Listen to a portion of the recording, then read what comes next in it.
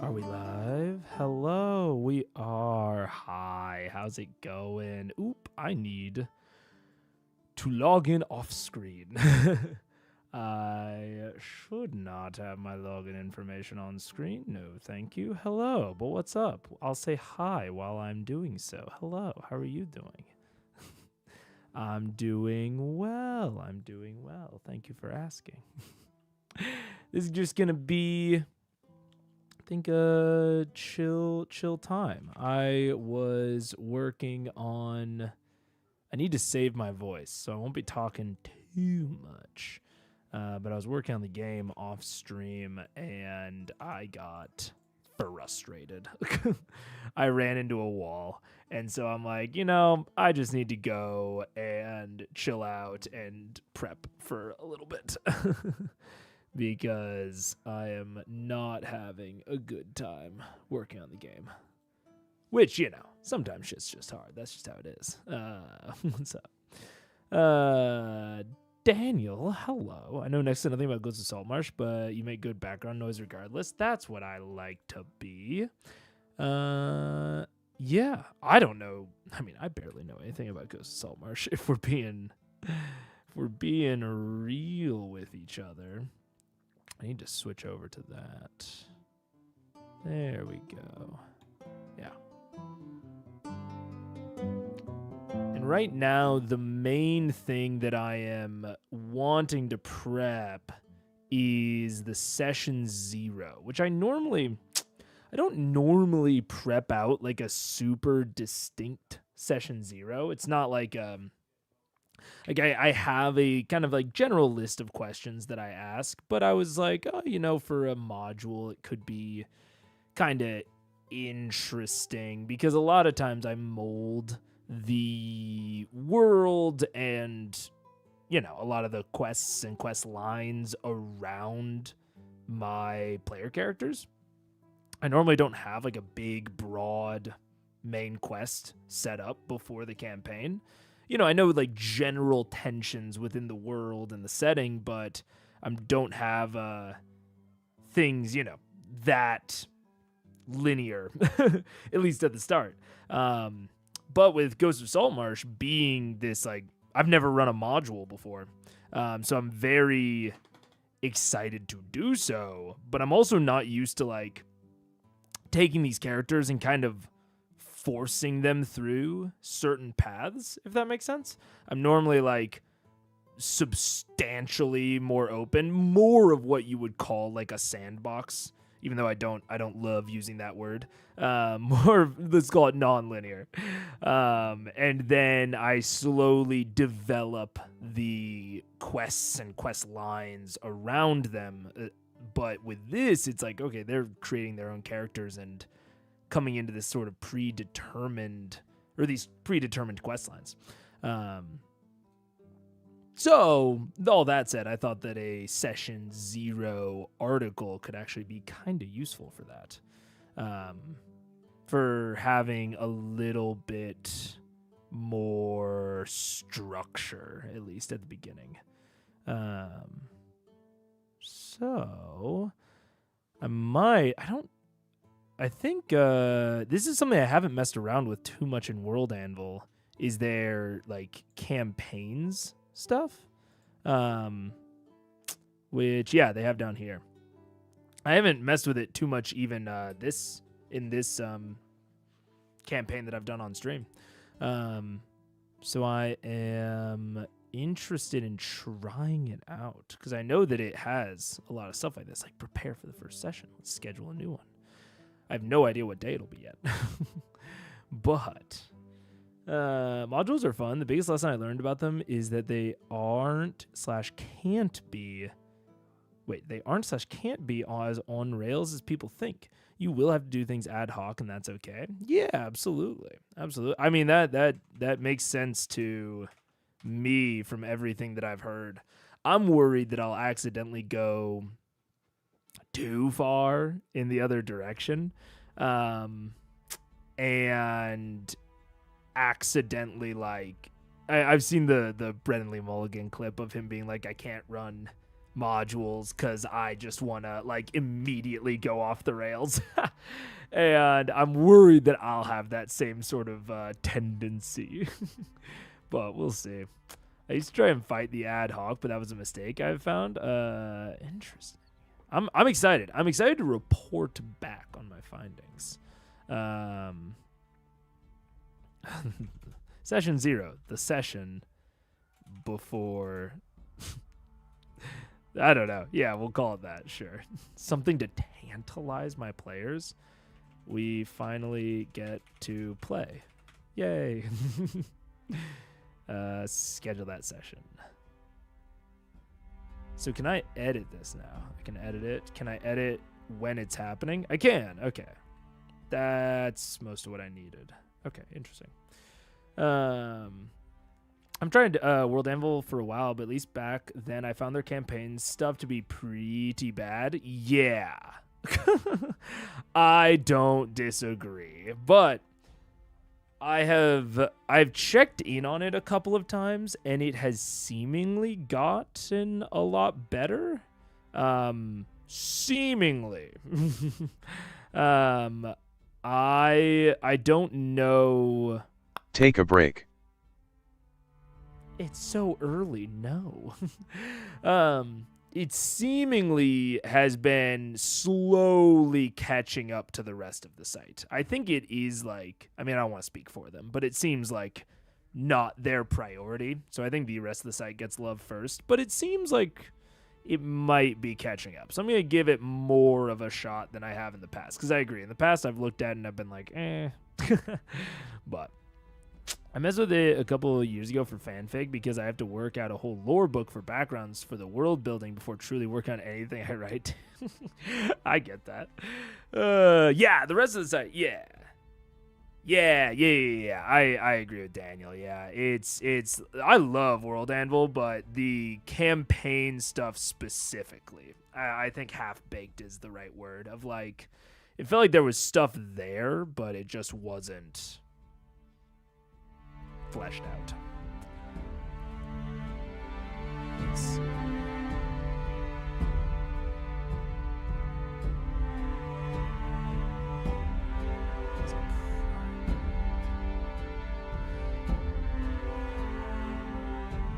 Oh, right. Okay. I'm remembering things now.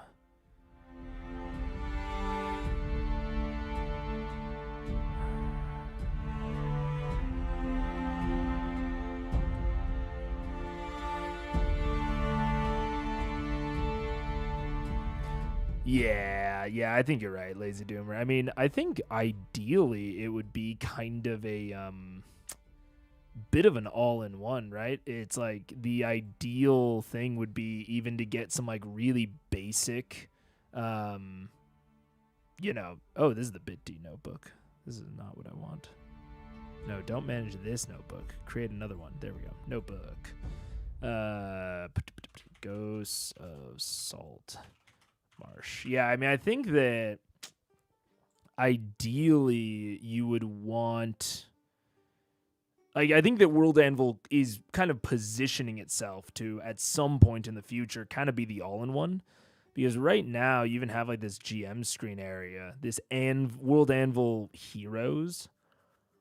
And it's like you have a dice log where you can, like, roll dice in it, which is, VTT adjacent.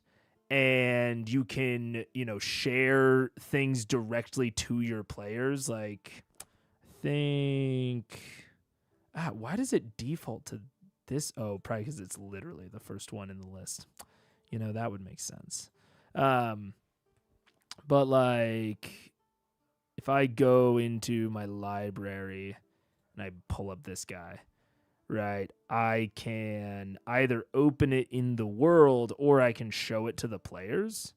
So it goes into the handouts screen. So if we're like all on the same World Anvil where like theoretically everything is that they have access to, I can like show them things as everything is happening. You can use it for organization. You can use it so that they can keep up with things in between sessions. I believe there's even like an almost like quasi social media section, if I remember correctly.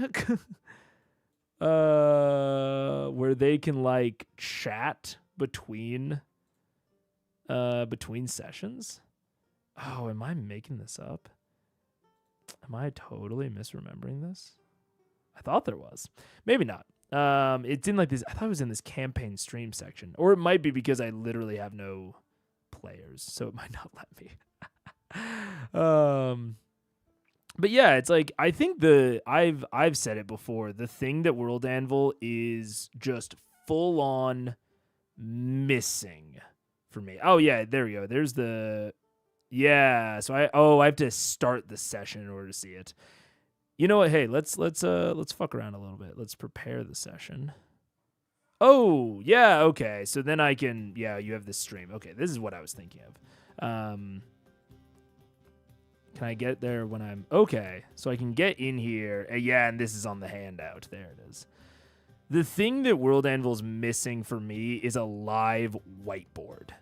If I had a live whiteboard that everyone is looking at, and you can kind of do that with like having a map that you're showing everyone, but then it has to get updated and all this bullshit.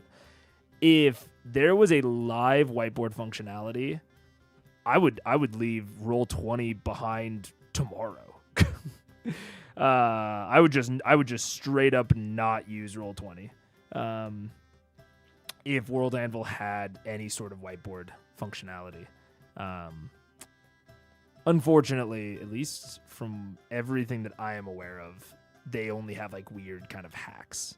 But like I don't need to be able to like fucking move tokens around. I don't need any of that shit.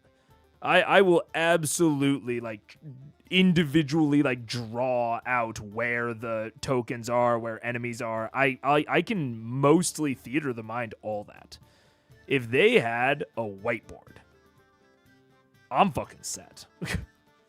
And, if you can put a map on the background, that's even better. But yeah. You pull in articles and info, and that is going to be extra important this session, so it's all at your fingertips. I just found the browser tabs to work better 99% of the time. Yeah, absolutely. Absolutely. Yeah. It works like a wiki. You wrote an article and link it all, so you can write the story of the session. They can keep notes and stuff, like a big campaign wiki, but some of the tools are still wonky. Yeah.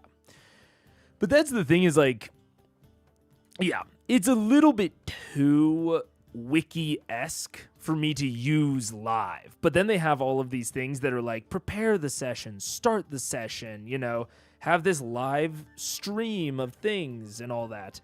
And it's like, I would love all of that if it was just a little bit more live. It's just in this weird gray zone where it's just not quite enough for me.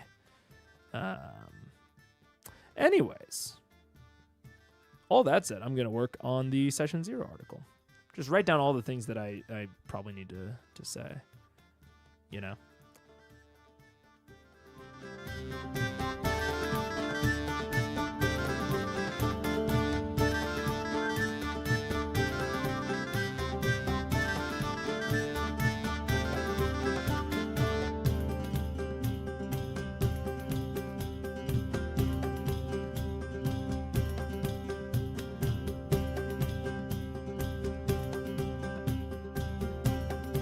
I wish I could delete. Oh, yeah, there we go. I can. The higher number, the higher it will appear. Oh.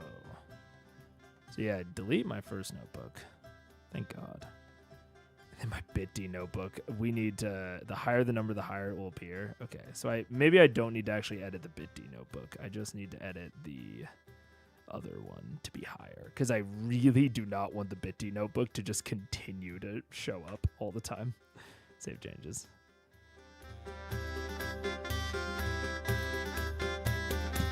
It's lower. It's lower, and somehow it is still the default. What's going on? Stop it. bitd notebook, do not make me delete you because I kind of want to keep you around, but I can't if you're going to be doing this. It might just be like a cached issue. Let's see.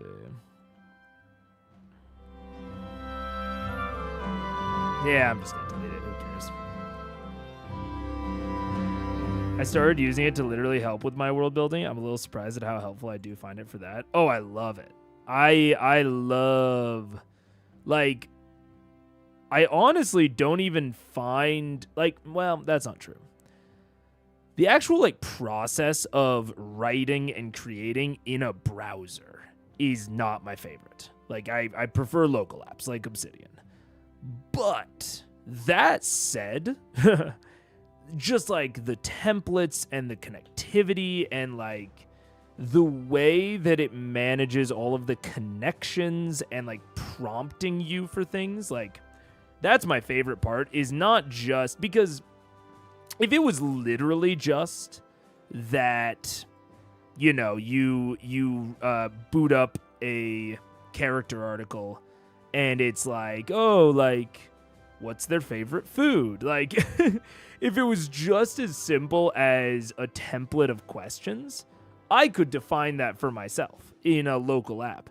It's the fact that it not only templates all of those questions for you, which I do think are incredibly helpful, but it also, like, ties, like, not meat. I don't know what the word is. Like, it ties, like, weight to all of those things. So when it asks you, you know, who owns the town or who owns the item, and then you link it to that person, and then now they have, you know, a discrete link between that item and a backlink on their page now that, like, shows that connectivity. I don't know. It's just, it's something I would never be able to replicate without a shitload of work. And it does it all so seamlessly. Same thing with the maps and the timelines and the manuscripts. Like, it does so much to just assist in the harder things of the world building process. So yeah, I do love me some World Anvil. Ideally, you would use both Roll for the campaign and Anvil for keeping the session and character story arcs, items, stuff like that, an online campaign library. That's true. I'm just wanting, I'm wanting my cake. I'm wanting to have my cake and eat it too. I want to be able to put all that I do into World Anvil. I'm just asking for more. I'm just asking, give me more, please. I want to get rid of Roll20. But it does not, you know, that is not its priority. Its priority is not to be a VTT, which is very fair. It's so good at the other things that it does. It does not need to be a VTT. Let's see. My first notebook. Stop it! Why won't you just go to Ghosts of Saltmarsh? Please. It created an entirely separate notebook. Okay. It's so good at the wiki shit. It's so good at the wiki shit, but man, is it annoying when it comes to the other shit. I'm honestly, this is making me, I'm not even going to use the fucking notebooks anymore. Oh no. Okay, I accidentally closed out. I didn't mean to do that. I'm not even gonna use that. I'm just gonna make a new article for it. All right.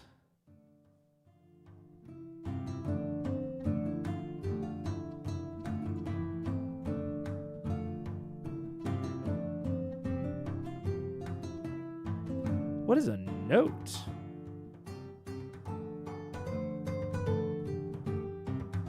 A to-do? I haven't seen that before.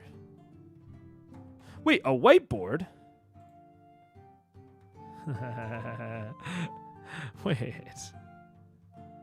Where? Test.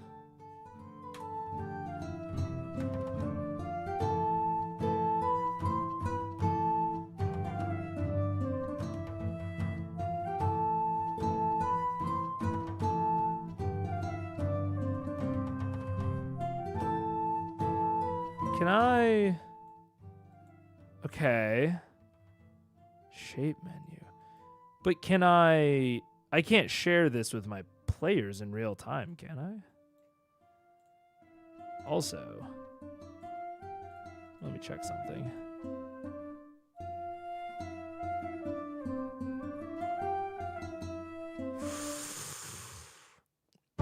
Ooh. Uh-oh. Oh, God. I can't move it all out of Obsidian into World Anvil.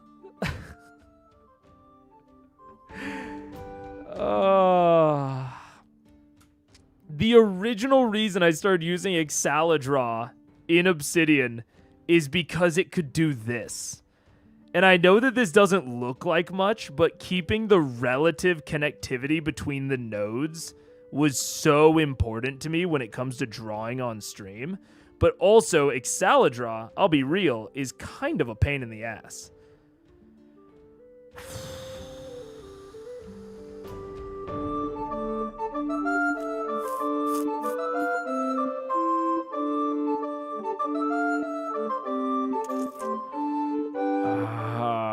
Oh, and it erases the shape so good. What's this big plus? Please input a search term. Salt.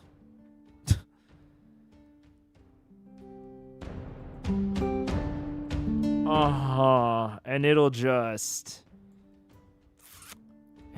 put that in there, huh? It is acting weird about it. What? Oh, it's okay. You have to double click it. Okay.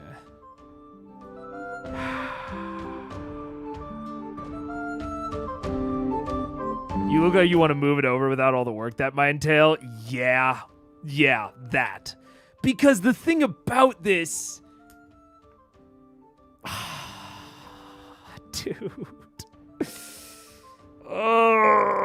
On the last theory stream, I was literally talking about how cool it would be if you guys could look at all of it, but I wasn't going to pay to publish it, but I already fucking pay for World Anvil. I already pay for World Anvil, and I already have, like, a world that I've, made that I haven't, like, done much with in a while, that I've done a lot of work for.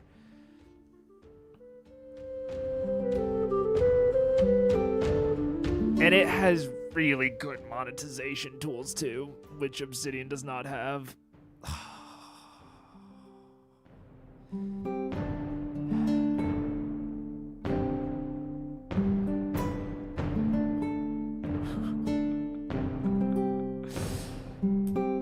Okay, we're gonna... Also, I need to turn up the release a little bit. It's releasing back a little bit too quickly, the Ducker. My only real question is, how is the whiteboard itself, like, saved? Like, if I do, like, Megaphone Man, where do I... So it saves it, right?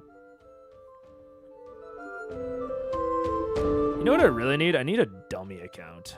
I need a dummy account that I can, like, invite to things. So is that in the articles? No. Where is that? Advanced tools. Oh, probably in here. Oh, yep. Look at that.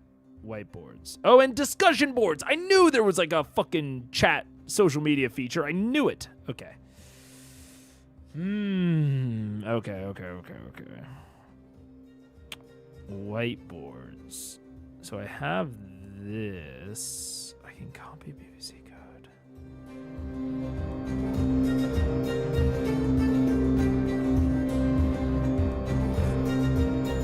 Would it be so bad, the process of moving it over? It would not be literally bad, but it would be bad to make it look good. It would be easy if I didn't want it to look good, which right now it doesn't really look good.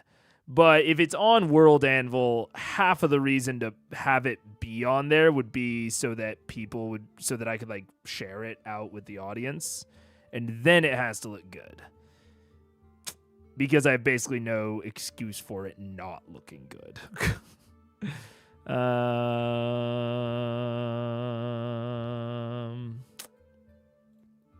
What I'm not totally clear on right now is why...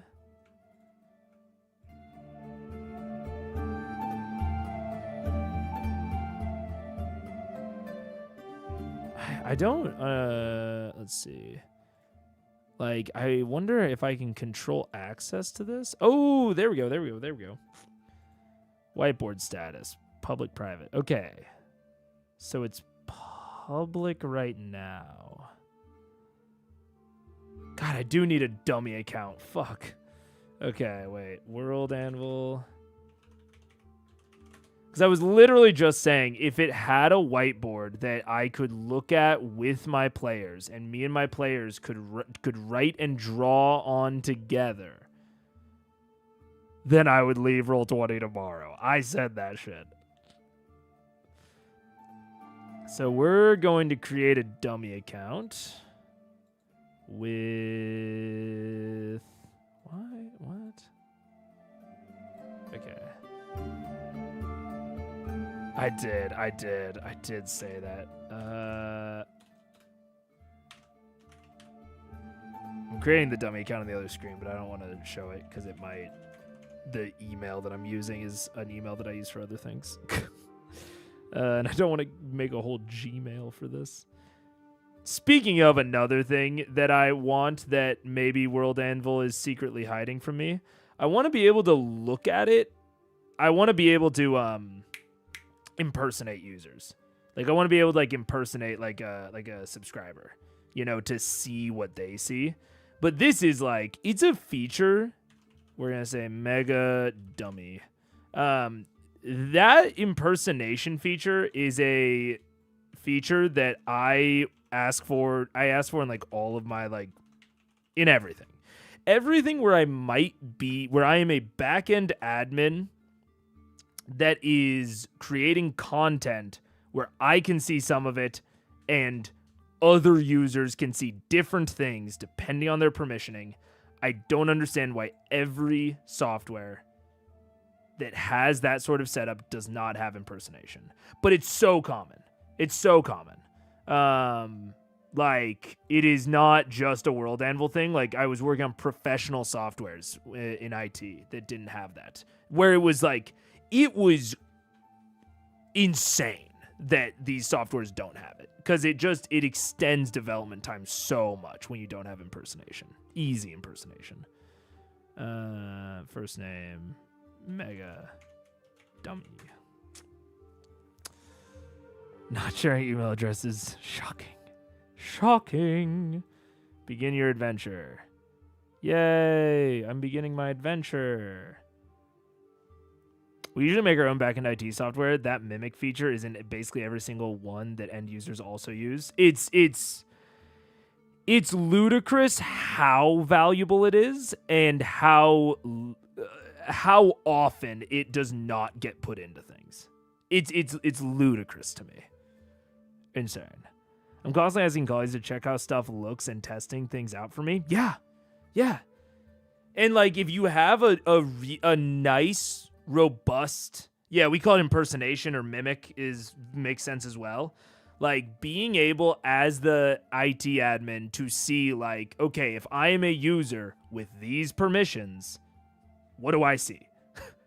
It's something that is so basic, I feel, that so many softwares don't have. Okay, so I need to invite this person. I've never put in the version where a lesser admin can view as a normal user, only ever implemented so that admins can view as people. Yeah.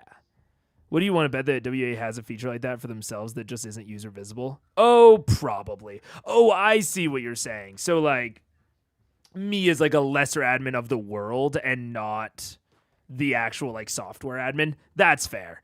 It's, you know, that's fair. And there's a decent shot that it does indeed exist. Yeah. Yeah, probably. Let's see. Okay. So if I have this world is public, right? Subscriber management. I think the world is world settings, world meta, world config. There's no reason that sort of feature couldn't be done in a lower level. I've just never seen it underneath the very highest. That's fair. I am thinking about this from the perspective of tech support and highest level. So that is fair. That is fair. I honestly didn't really consider that there's a decent shot that they have it on their end. Okay. So I just need to go to this. Oh, but I can't. Okay. Wait. We're going to figure this out. I believe in us.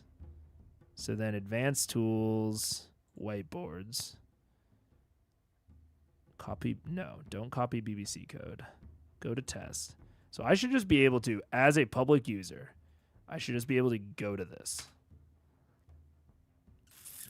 Bad boy, no access for you. Why? Why not? Why no access for me? Okay. Let's see. Preferences, edit. It's public. It's public. Why no access?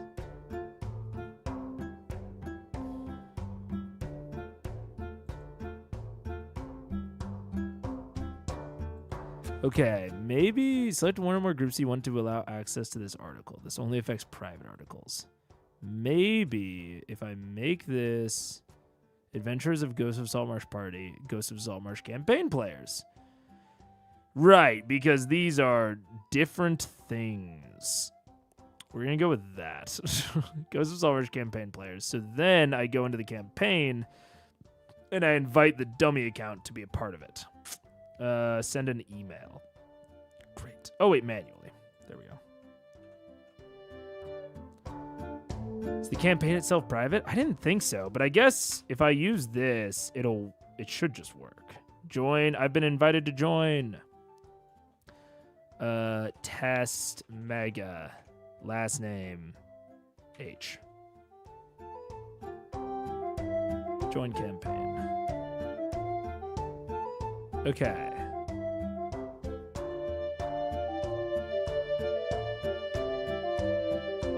So now, if I go to home, okay, so this is Test Mega. So now if I go to test, nope, still bad boy, no access for me. Why? Why? I don't understand.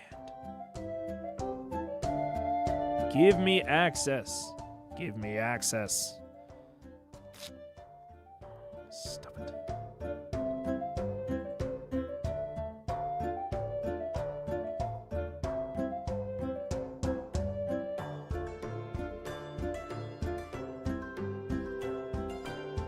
Okay, I am granting specifically Mega Dummy this. And fuck it, that one as well. Who cares?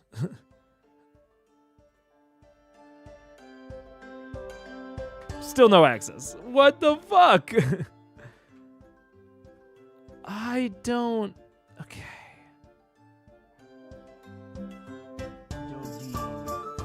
Doggy, what's up? She's very upset. Okay.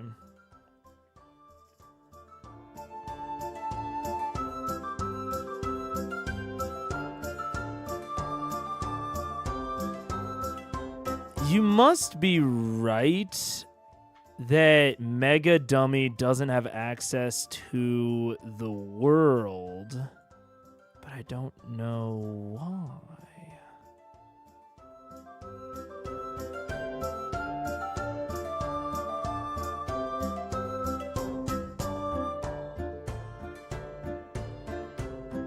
Okay, we're gonna take this off for a second, just in case I end up flashing something on here.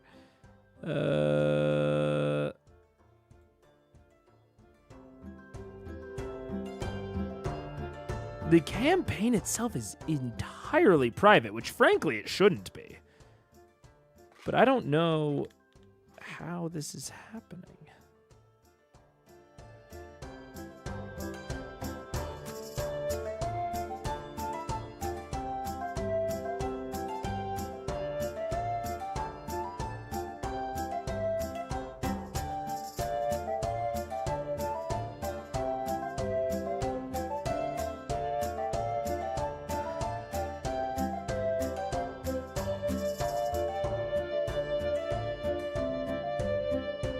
So private worlds and all their contents can only be seen by you, your authors, and your subscribers.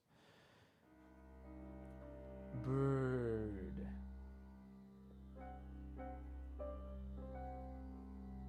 What? One second, I need to see if Paige is around.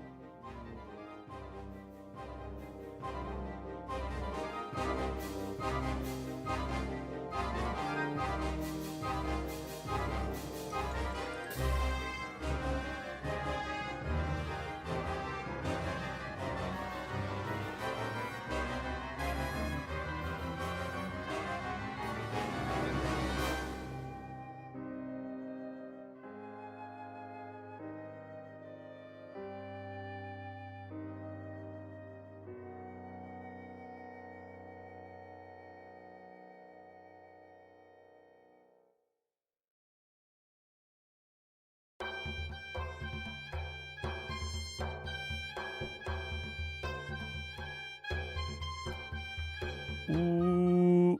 Oh, wait. Wait, did that button not work? Oh, you guys have just been staring at this the whole time. Sorry about that. The music changed like it was intentional. Cue all the drama. I know. Bird is a drama mama. I swear. Why? Why bad boy no access for me? Maybe maybe I'm sharing the whiteboard wrong? That could be it. Okay, wait. We're going to keep it private. Maybe I'm sharing the whiteboard incorrectly.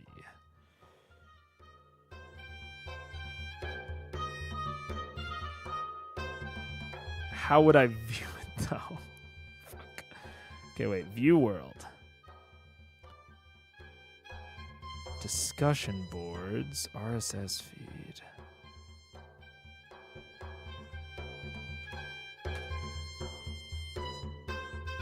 Okay, so I can get in here, and I can even get into these down here.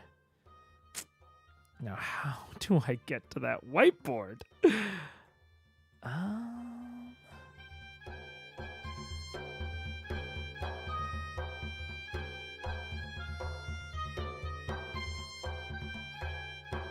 gonna find it. I'm gonna figure it out. Whiteboards. Okay, we're going to copy the BB code and put it onto the main ass page.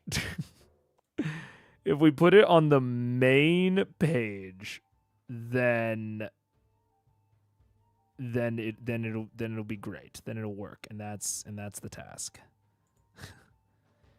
Oh, am I once again going to display a private email?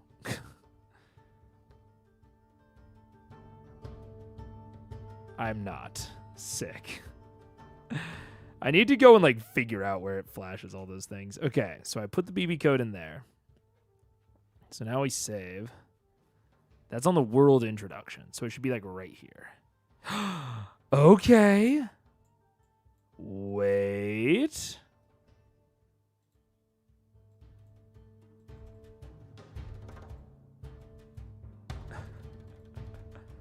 What?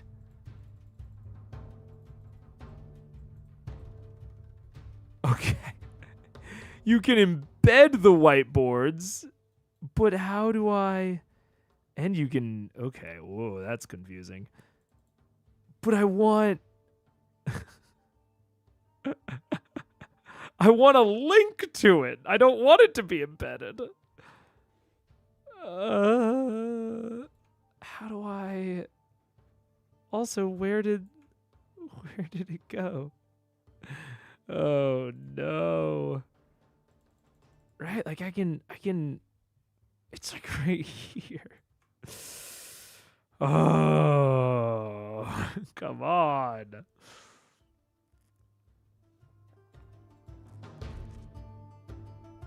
Okay, what happens if this person goes to it, right?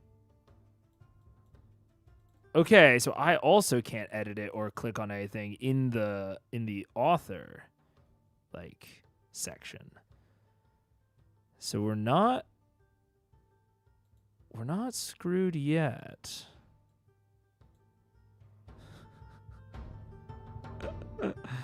This is so stupid.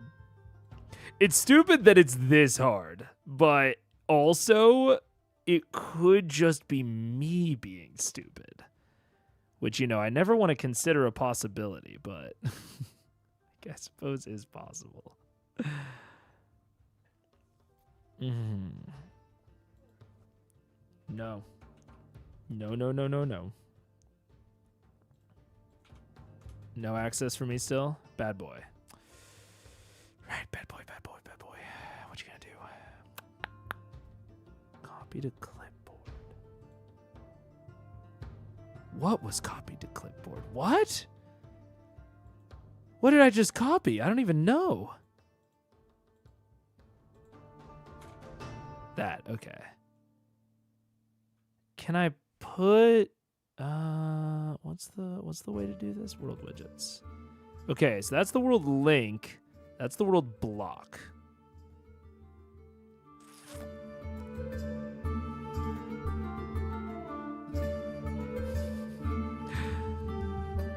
Assuming user error sometimes feels like a default. I know. It is most likely a me problem.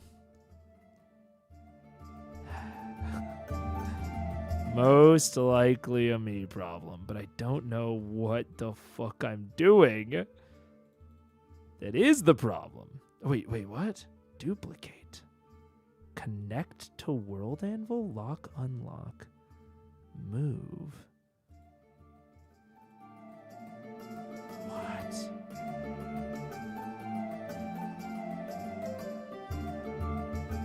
Let me just confirm that if I select it in here, I can indeed manipulate it, right? Okay. How quickly does that get transported over? Okay, answer. It doesn't. It does not. I'm assuming if I reload. No, not even if I reload, huh? Okay, it's saving.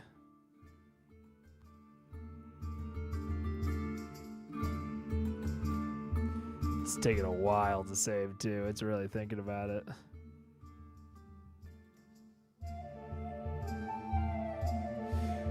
Okay. I think it is relatively safe to say, at least from what I can find, that this is not going to replace Roll 20.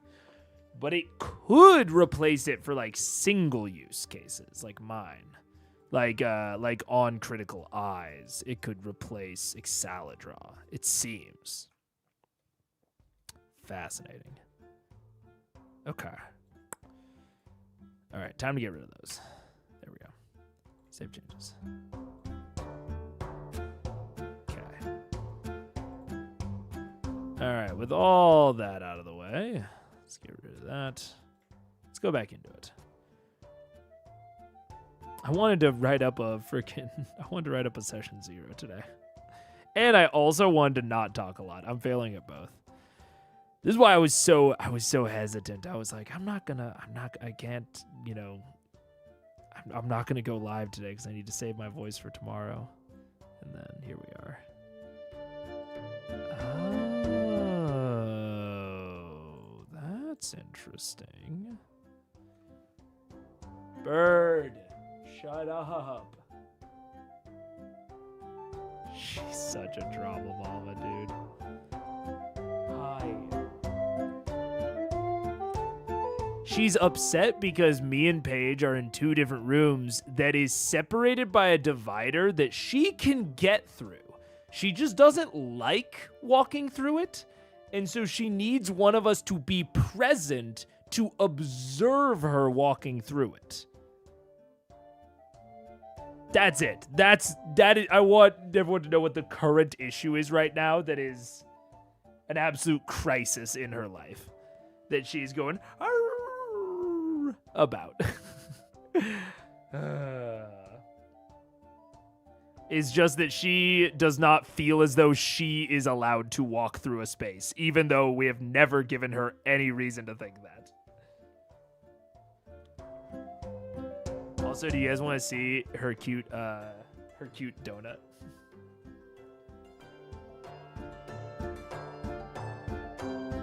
This is instead of a cone. You can get a little inflatable donut for them. So it's like squishy and like malleable. Wait, there we go. Oh, she's camera shy. What up, Confused Strawberry? Yeah. Oh, but if no one isn't witnessing her hardship is even real, dude, that's... yeah, essentially. She's so cute. I know, that's the fucking hard part.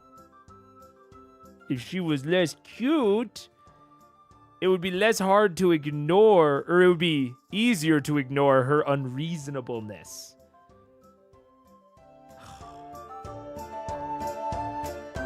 My parents' dog also has a donut. It's so much better than the cones. At least I think so. She's like started to learn how to use it as her own little pillow.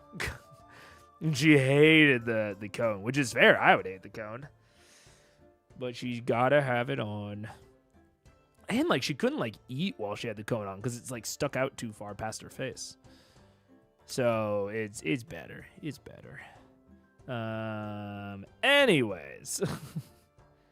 I need to actually start making something. I mean, I guess I will make a note. I have no sections in this notebook.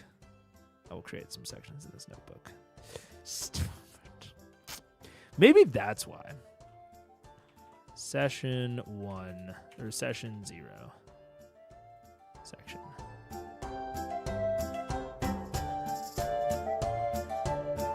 Oh, I have to select a color. I see. Okay.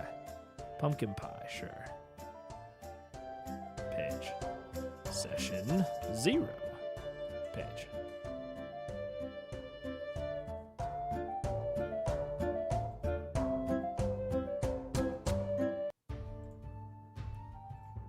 Okay, now we're going to try to delete my first notebook again. So now we have Ghosts of Saltmarsh with a section with a page.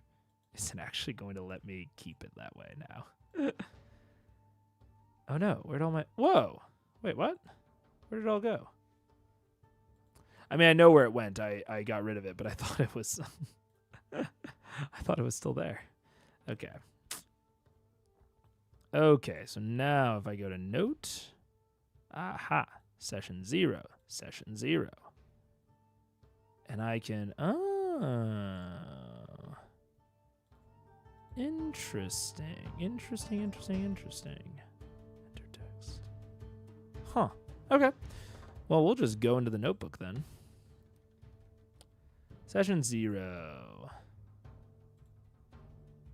Oh, I can have different little guys. Okay. Okay. What do we want?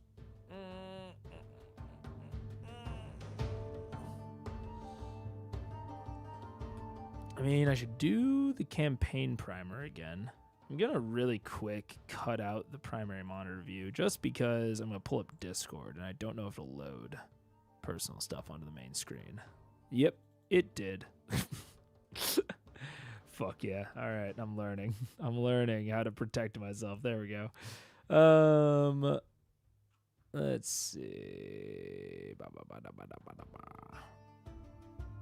Where's the primer that I already sent?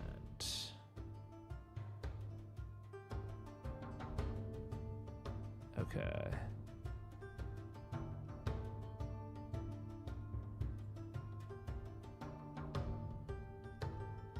Okay, so we have that. Boop.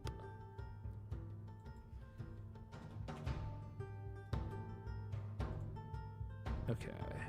Saltmarsh is very flexible. Yeah, this is what I sent to my players before. Use geographical is mandatory for political maneuverings. Yeah.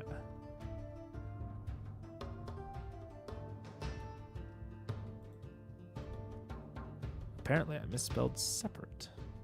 Okay.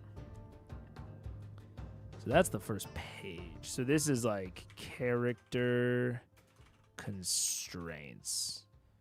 Next we'll do. I need to stop thinking out loud. I need to stop thinking out loud. I just need to work. If I want to save my voice, but also talking out loud is how I think. Okay, but I'm gonna stop.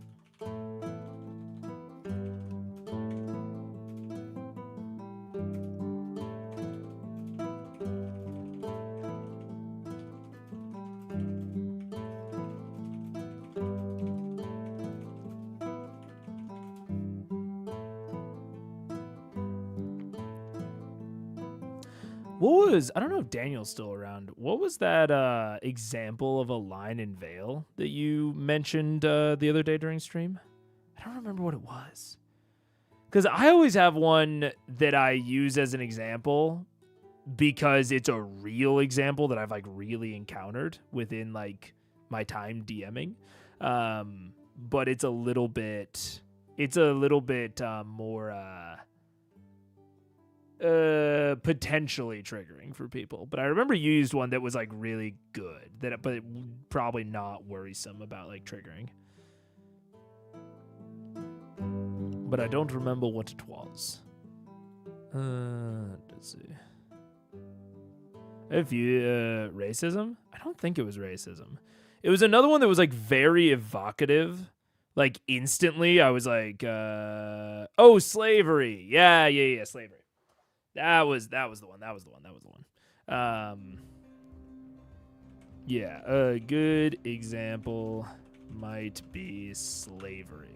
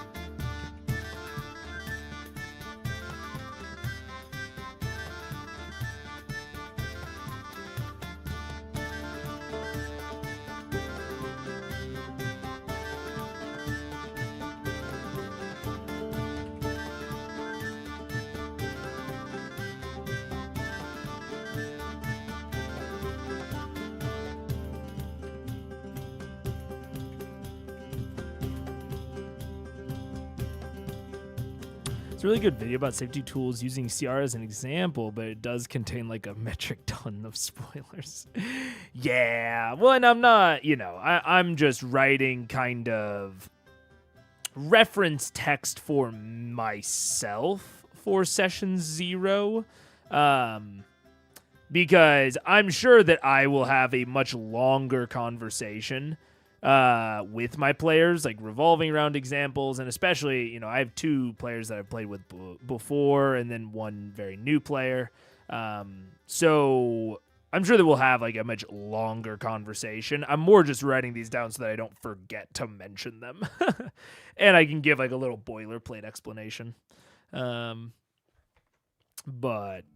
yeah.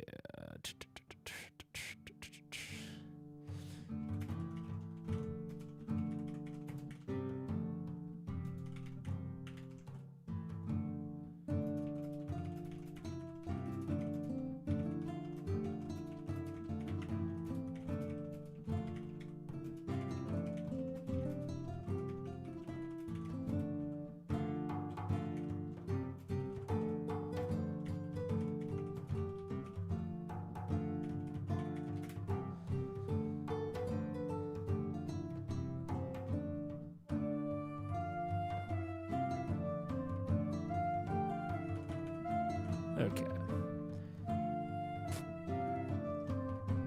These are my main 2. Let's see. I'm trying to think of any I'm missing. D&D safety tools. These are my really common ones.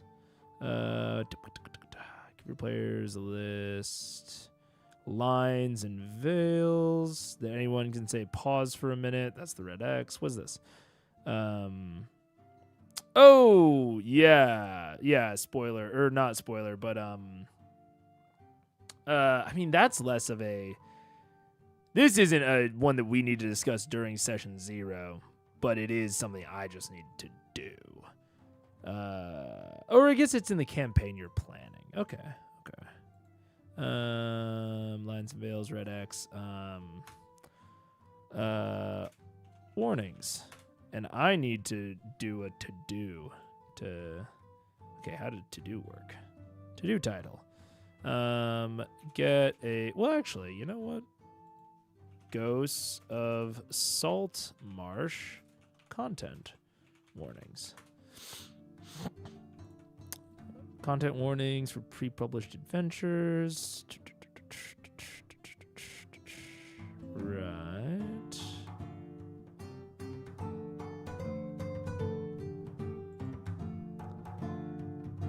In general, pretty vanilla.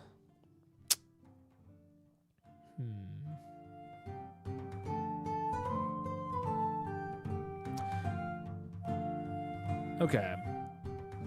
So it seems like the general vibe is, because I've only like broadly read through some modules before. Again, I've never really like actually played one.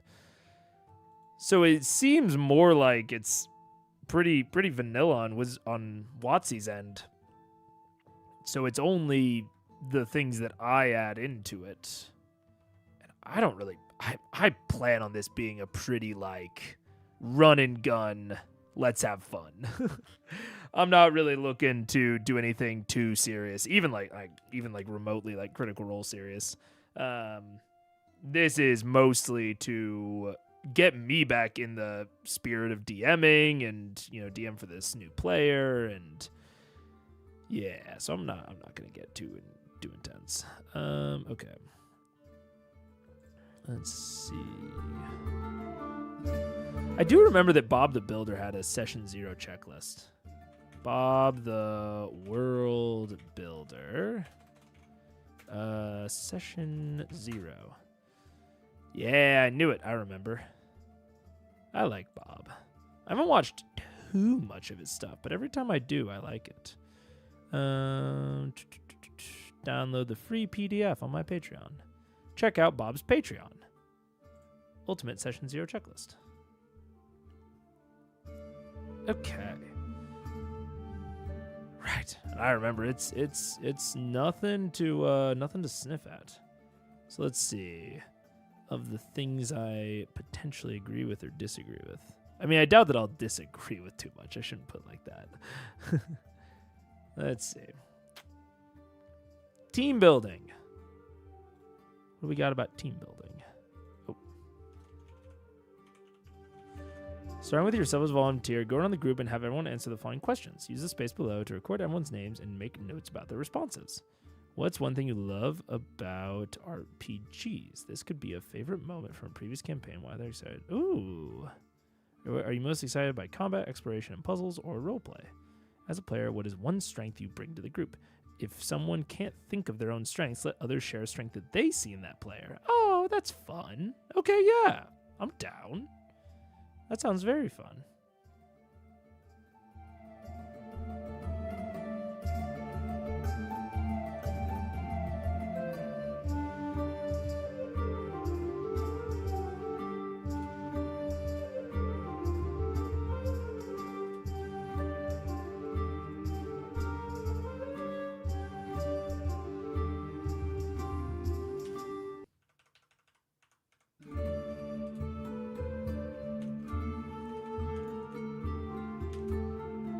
Okay.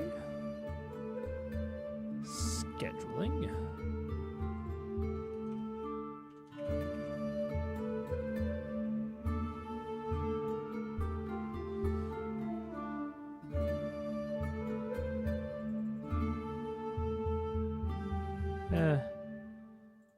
I do need to do that. Decide how often the group wants to play, per week, per month. Decide how long a typical session should last. I like that. I'm gonna try to make it under 4, but decide where to play. I guess I'll bring that up. That's fair. I mean, it's gonna be online, VTT. Safety tools used in Critical Role by Soda Wax. But again, spoilers. Very cool. Good rec.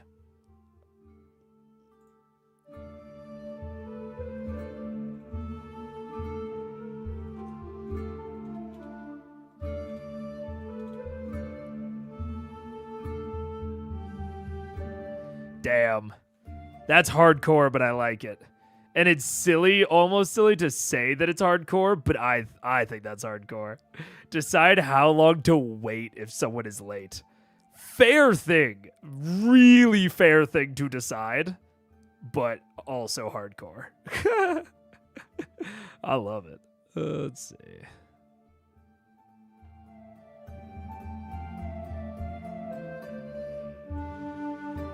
Take a break. Okay, I should actually take a break on this one. Let's see. Give me one moment, though. I'm saying give me one moment to the fucking... this. How do I... Oh, wait. Oh, checkable? I could have been doing a checkable list this whole time? Son of a shit. What is a checklist? Is Control-Shift-9.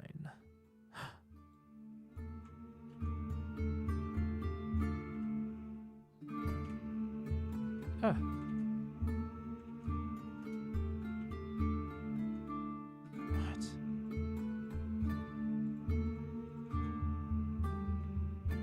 What? There we go. There we go.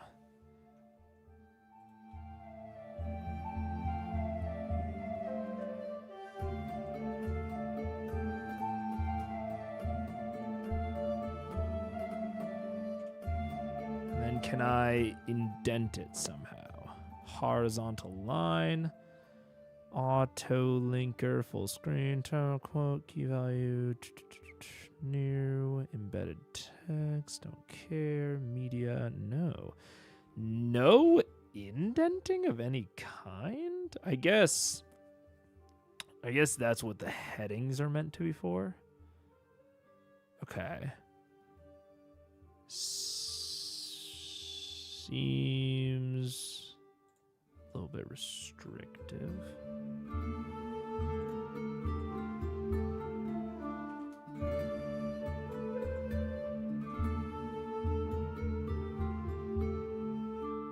Okay.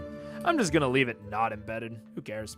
But what I am going to do as well, I guess, is take a quick break. I will be right back. Don't go anywhere. See you in a second. Goodbye.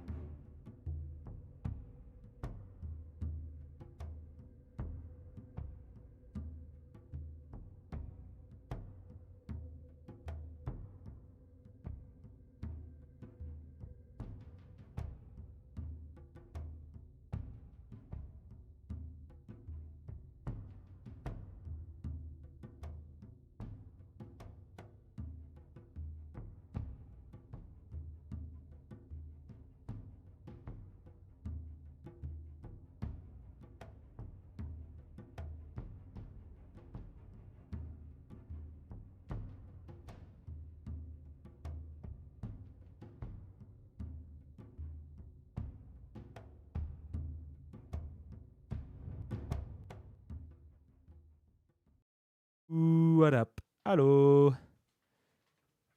Also, I need to not have the auto audio be so restrictive. I'm realizing. Okay.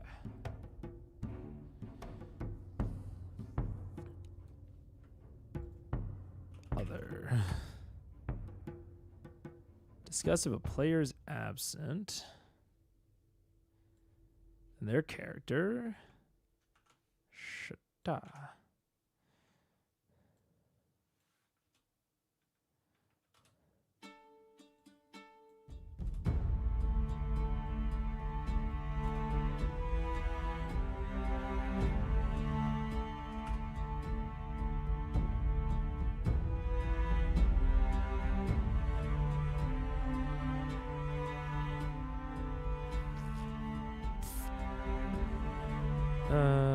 Let's see. I mean, a lot of this is like literal table.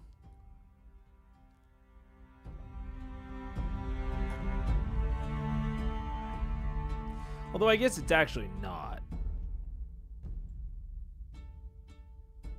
Ah, man. Interesting.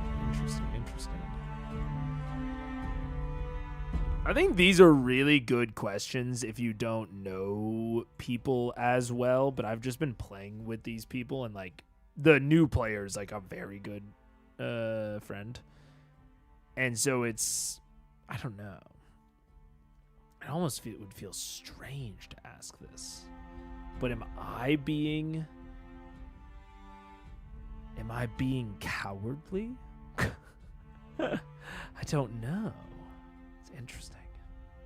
I think I'm still not going to do it, but it's really good. I wish I had done it more when I was starting, but now I've just figured out a lot of this the hard way with this group.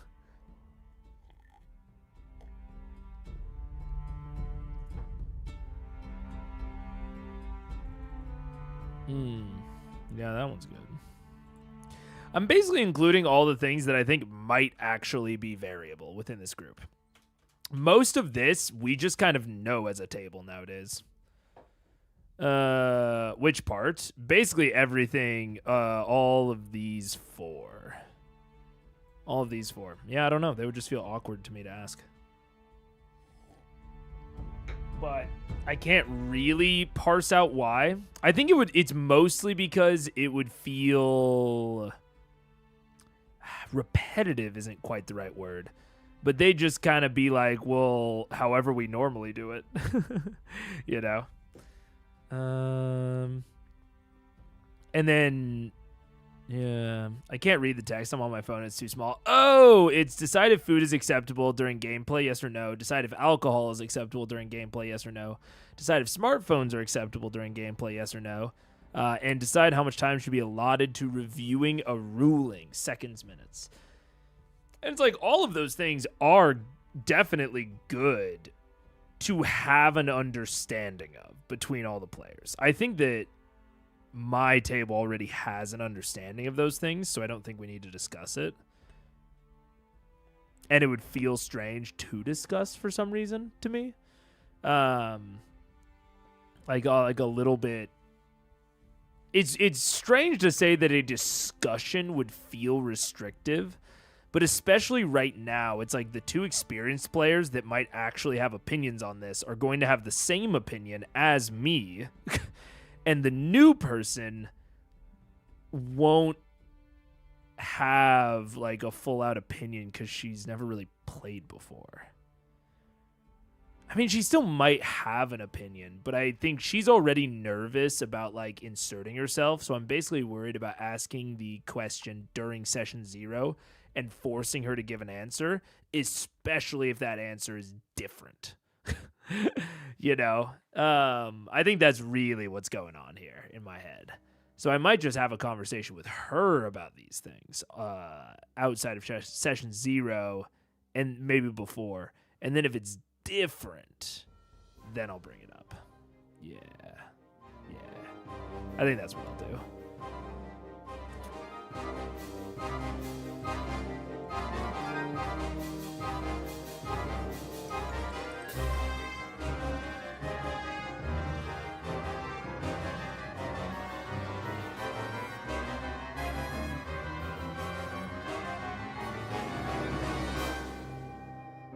Oh, wait, these are table expectations.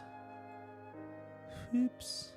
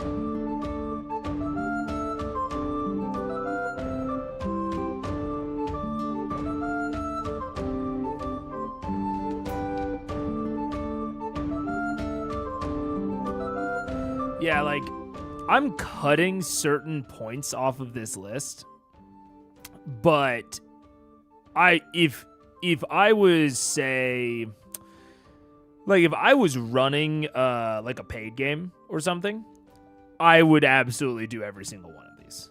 Every single one of these, no question.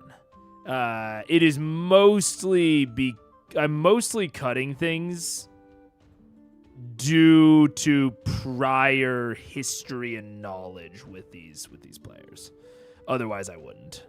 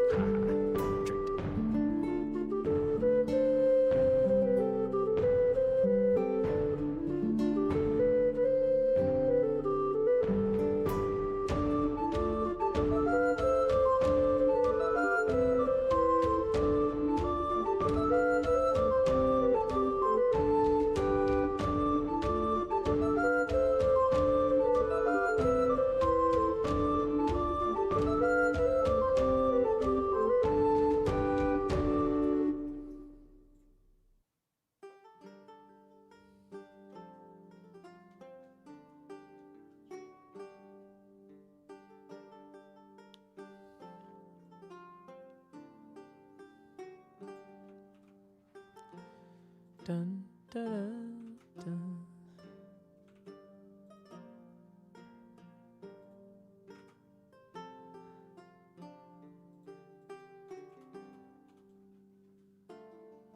There, we already know the campaign setting. Although I don't know the accessibility of magic in, I believe it's Greyhawk, is where Ghosts of Saltmarsh takes place.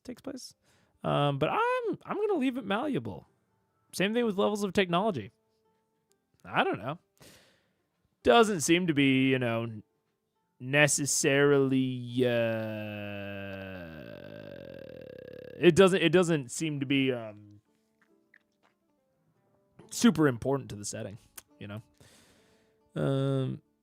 Now some of the other ones a little bit less so, and we've already kind of done that. This is something that I need to fucking figure out. It's the major threats.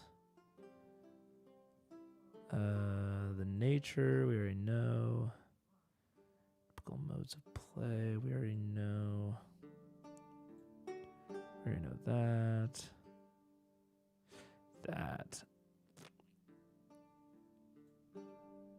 I'm honestly surprised that this is only one checkbox, although I guess it only needs to be.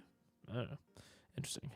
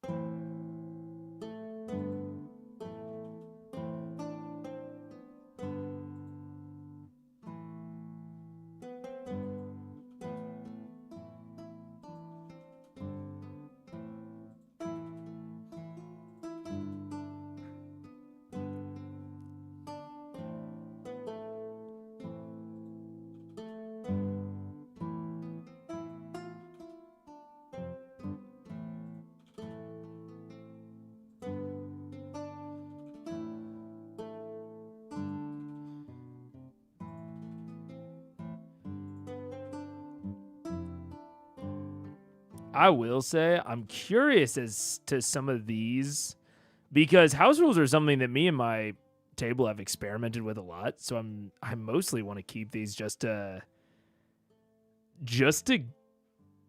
this is something that I'm more like, ooh, I wonder what they'll say. I honestly don't know because I'm pretty flexible on all this shit. And I honestly don't know because I've definitely gotten like different impressions from my table over the years. So I'm really curious as to like exactly where they land on some of these things. That'll be interesting. Interesting. You can play a short quest at the end of your session 0. Maybe I should. I might.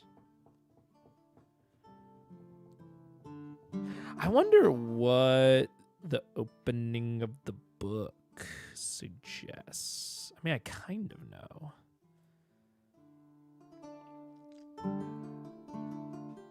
Bum, bum, bum, dun, dun, dun.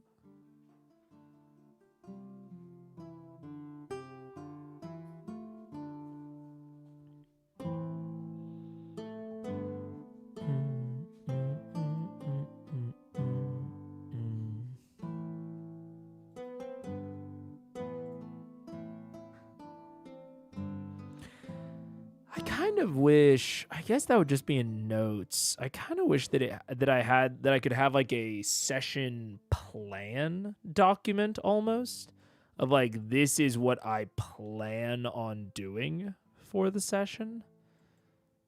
It doesn't really have that though. It just has like the notes section, which I can just use as that, but it feels a little bit different. Yeah. My first ever game, my GM gave me a little mini combat that canonically was before I met the party. Helpful for new players, less for old hats. It's a good point. It's a good point.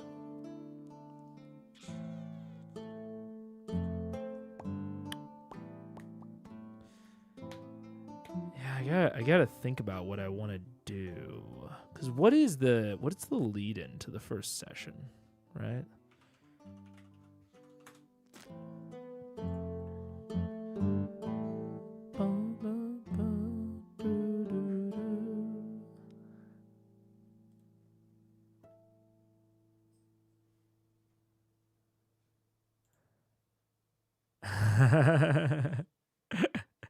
Yeah. Yeah, I'll just drop a Spelljammer on them, yeah. Lol. I have a session goals section in my notes right at the top. Often has things like so doubt of goodness, NPC, things I want to accomplish without specifics on how. Yeah. That is generally like I have a plan of how I'm going to start the session. So it's like, what's the thing I'm going to hit them with at the beginning that's going to like really get them into it, get them into the tone, get them into the feel. And then after that, it's like I jot down a few of the ways I think they might go and like bookmark the things I think I might need to use for that. And then I have like broad goals for that entire session. And I wish that there was like, what I wish out of World Anvil is that they let me make these individual sessions, right, in the campaign. And I wish that I could link that sort of article, like a non-public article that is just for me, because there's an excerpt here, but that's available to the players. And I can message the players. I can invite players, but there's nothing.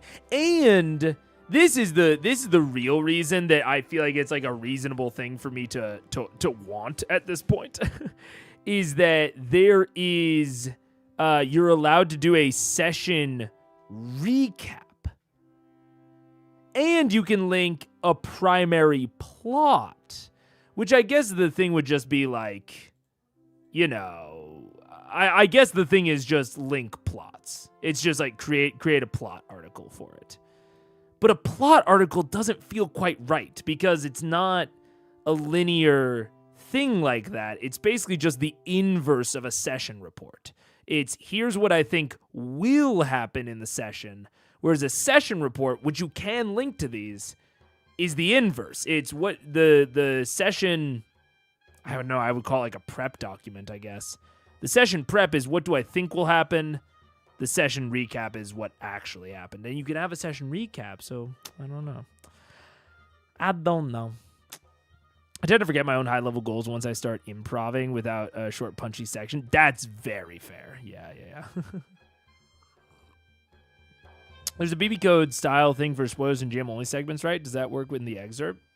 Maybe. The general problem is that the excerpt is short and it's only in this like little section. I can't refer to it otherwise. I think that the general thing would just be make a plot for it. I think that would be the thing is make a plot. But I don't wanna. And they need to give me exactly what I want.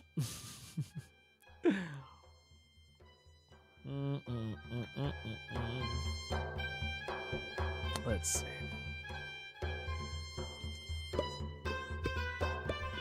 Yeah, so you can write report right here. I haven't even started it, though. Yeah, this is report title. Related campaign section. I mean...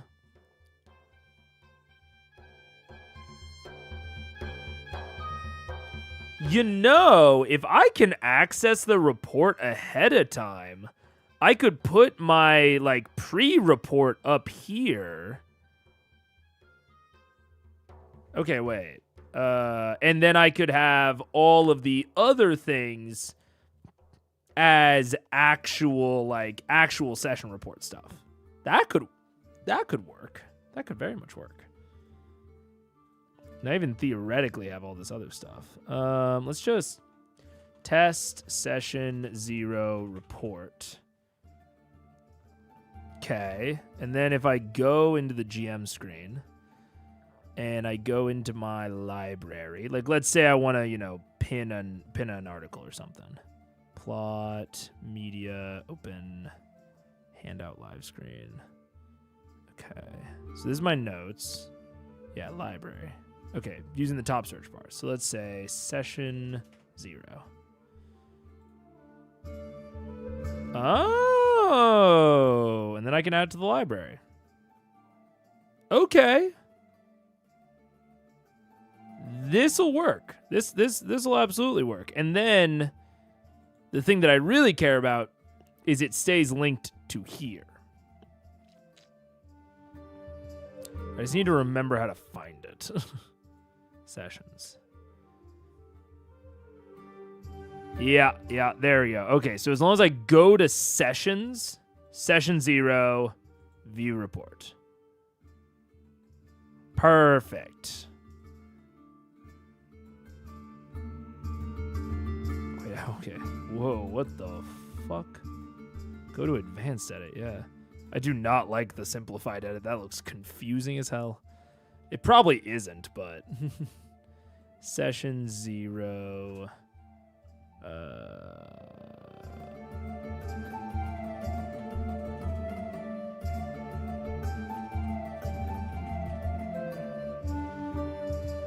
Okay.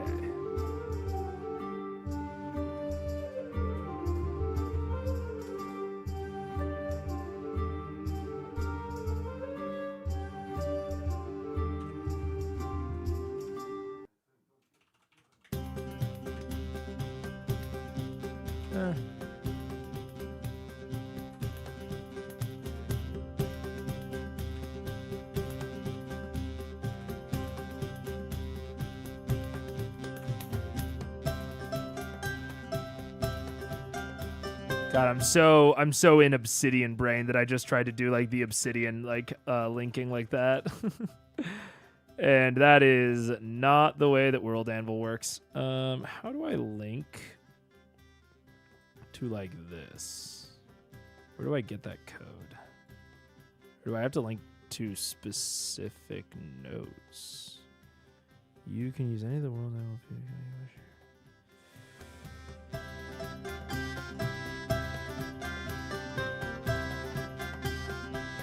See you, Pharaoh. Have a good one.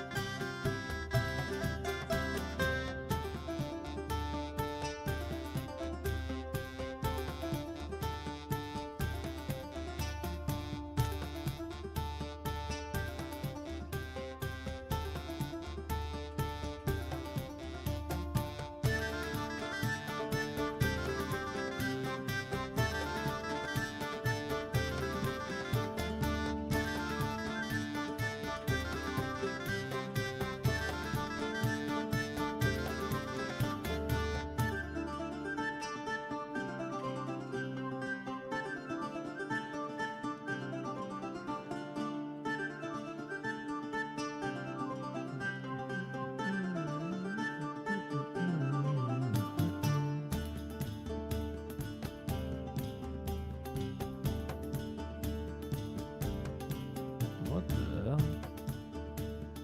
Why is it so red? What is going on here?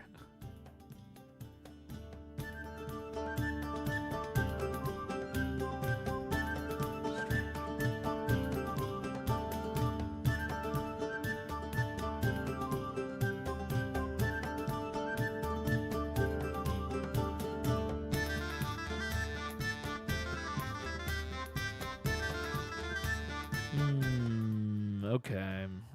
I think separately. So after team building.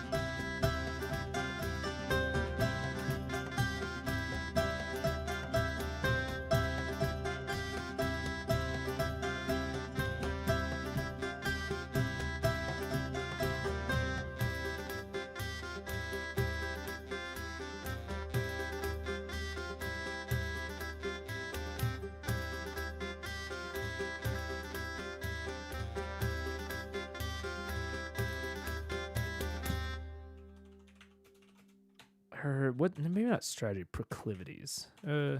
Social.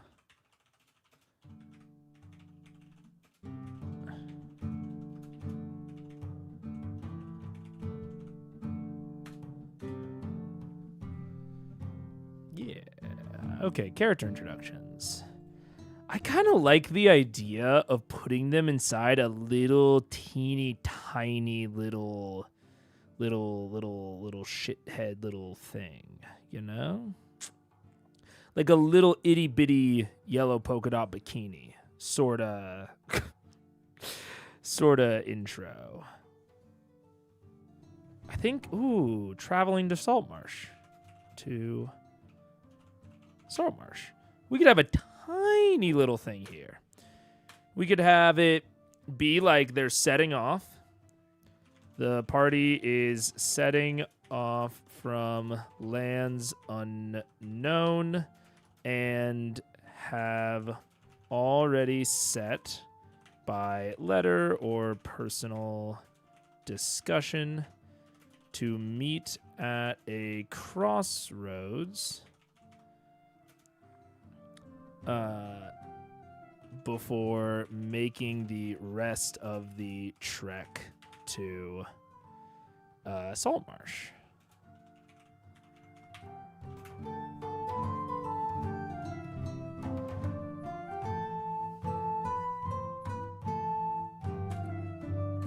So we need exploration, we need social, and we need combat. Small combat. Teeny, teeny, tiny little combat.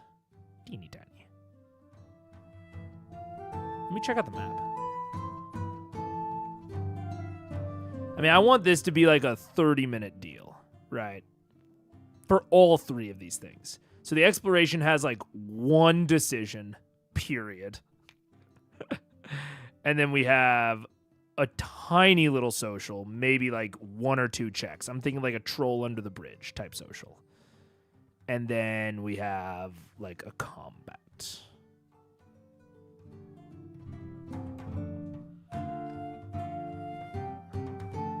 Let's see. Oh, fuck. No. No, it saved it, right? Oh, thank God. Okay.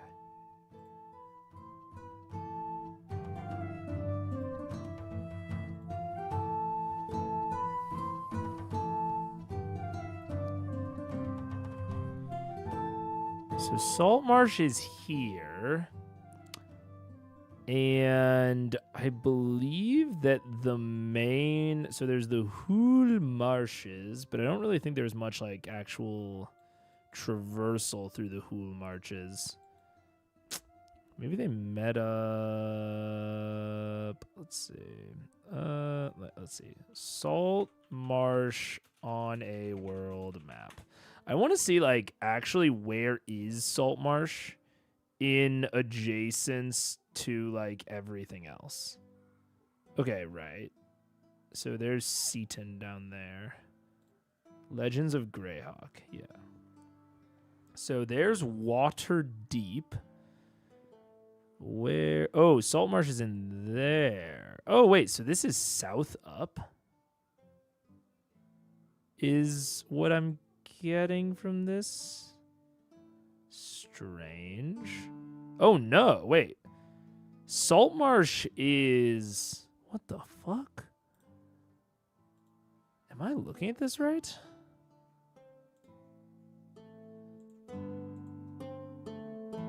So Saltmarsh is meant to be... Open image in new tab. No, I want just the image. Just the image. Nope, not within Reddit, just the image. Oh my God. All right, save image. So Saltmarsh is west of Seaton, which means that the map that we are given in Ghosts of Saltmarsh is west up. Oh my God, I could have gotten that here. Okay, so it is west up. Okay. So it's reasonable to assume, let's see, the Hold of the Sea Princes seems a little bit, the Ulek state seems pretty populated, so it's more reasonable to assume that they're coming from the north. Probably they're meeting up outside of Seaton to then trek to Saltmarsh. So that we can do a crossroads like right here. And this is perfect. This is perfect. We can do a little bit of a crossroads right here. And then they either go closer to the sea or closer inland. Okay.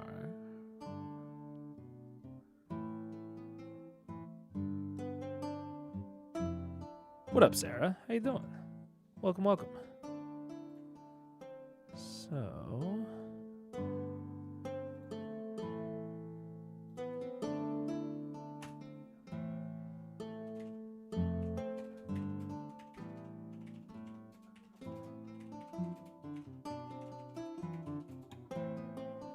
from Seaton.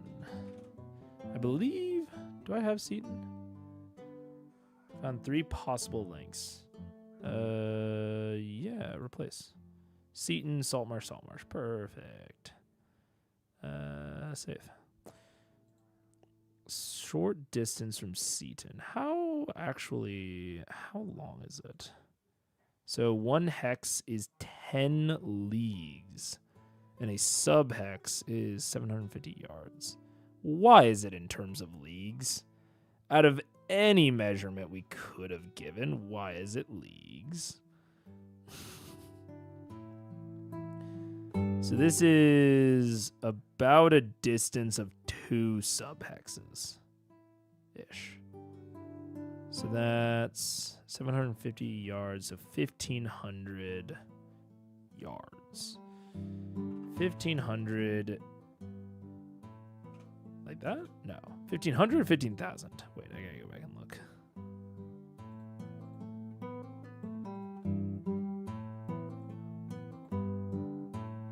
$15,000.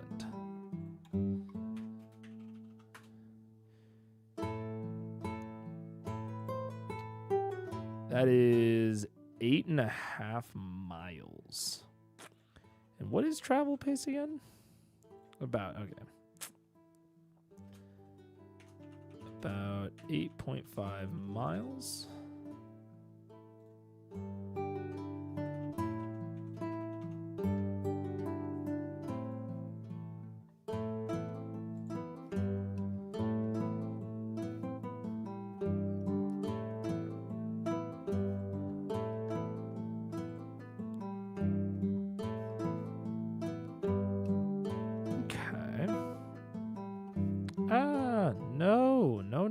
No. Jesus. Okay.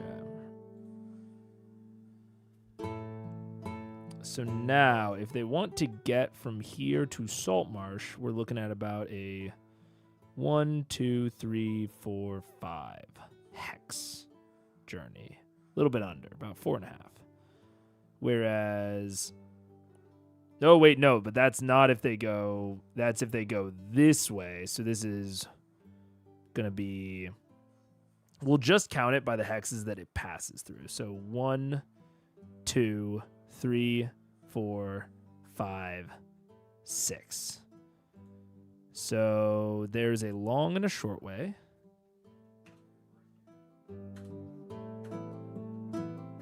From the crossroads...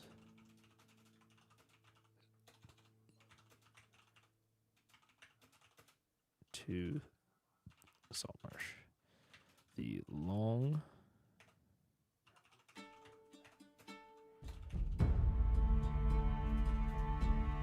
is safer, but God, this is gonna infuriate me that it's 10 leagues. How many leagues is a yard? Or how many leagues is a mile? Or a kilometer, even. How many miles is 10 leagues? 10 leagues is 34 miles? Okay.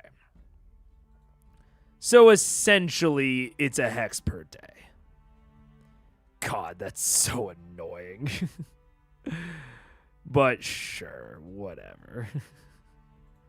It's a hex per day at a fast travel pace. Jesus. That is far. That is far. Do you want them to potentially hit the haunted house before going to Saltmarsh? My idea is that I'm kind of thinking that there is something. I haven't actually looked at the haunted house too much, but I'm thinking that I can give some foreshadowing for what's going on there by having something. And again, I've not looked into too much what's actually in said haunted house, but having something leaking out of there. So potentially there's, and which might ruin foreshadowing for the future. So I'll have to look at it a little bit. But yeah, potentially there's something dangerous leaking out of here. And if they take the longer way, it will be an easier fight. And if they take the shorter way, it will be a slightly harder fight. Is my thought. Because the shorter way will be 1, 2, 3, 4, 5. So basically the shorter way cuts off a day.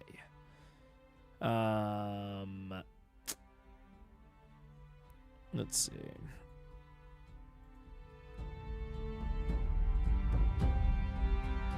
Is safer, but takes an extra day. You could have a hint found on the combat encounter, or just have them arrive by ship. Also, that I want them specifically. I want a really, really small little experience during session 0, to essentially be like, this is how exploration is going to work, this is how social is going to work, and this is how combat is going to work, and have it be teeny tiny, no matter what. So it's like the exploration decision is like long or short way.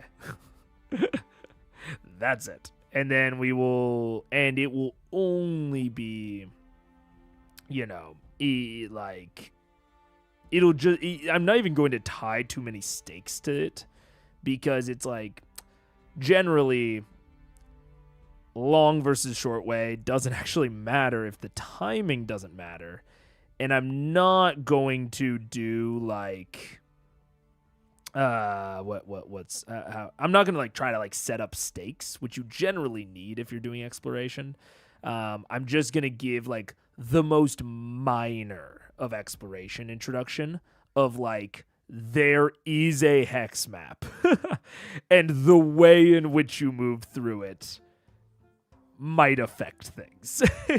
I'm trying to go hyper basic because, again, we're doing this during session 0. So this is just like literally, how are we going to move through this? Same thing with the encounter. The encounter is, I want the encounter to be like, if they're all fucking level 1s, we're fighting like a half CR. All 3 of them versus like 1 half CR. Just to literally like get into the habit of like rolling initiative, all that sort of stuff. And then the same thing with the social. I don't know exactly what I'm going to do for the social yet. Ooh, you know what I could do? You know what I could do? But takes an extra day. However, the PCs only know that one of the routes is... Or they only know that the routes are different, but not which one is different. They will encounter an NPC after coming towards them from one of the routes. The NPC will know the difference, but will be reluctant to tell them. Why are they reluctant? Reddit says raw is people walking 24 miles per day. I say that's bananas. 3 miles per league approximately. Yeah, a league is 3 nautical miles. That's 3.4 normal miles. I see. People walking 24 miles per day? 24 miles per day. I mean, let's assume like 8 hours of walking, right? In 8 hours of walking, that's talking 3 miles per hour. No, not in kilometers. Like a walking pace of 3 miles per hour is generally considered to be a brisk walking speed. Yeah, because at raw is normal 3 to 24. Yeah, I mean it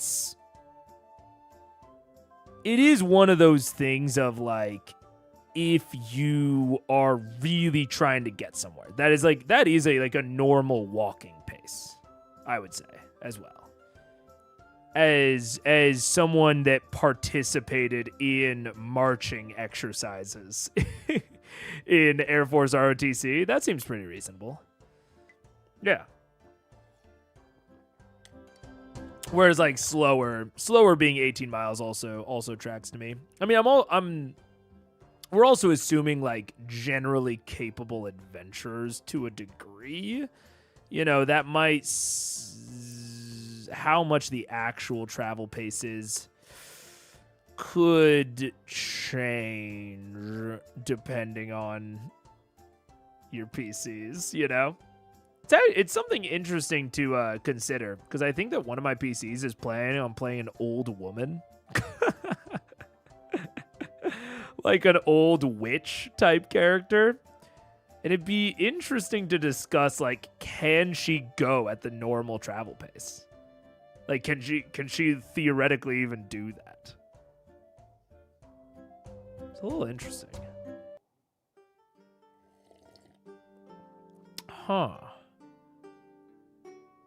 And could be like could also be like a good, what the heck? My shit just got weird. One of my screens just like went black.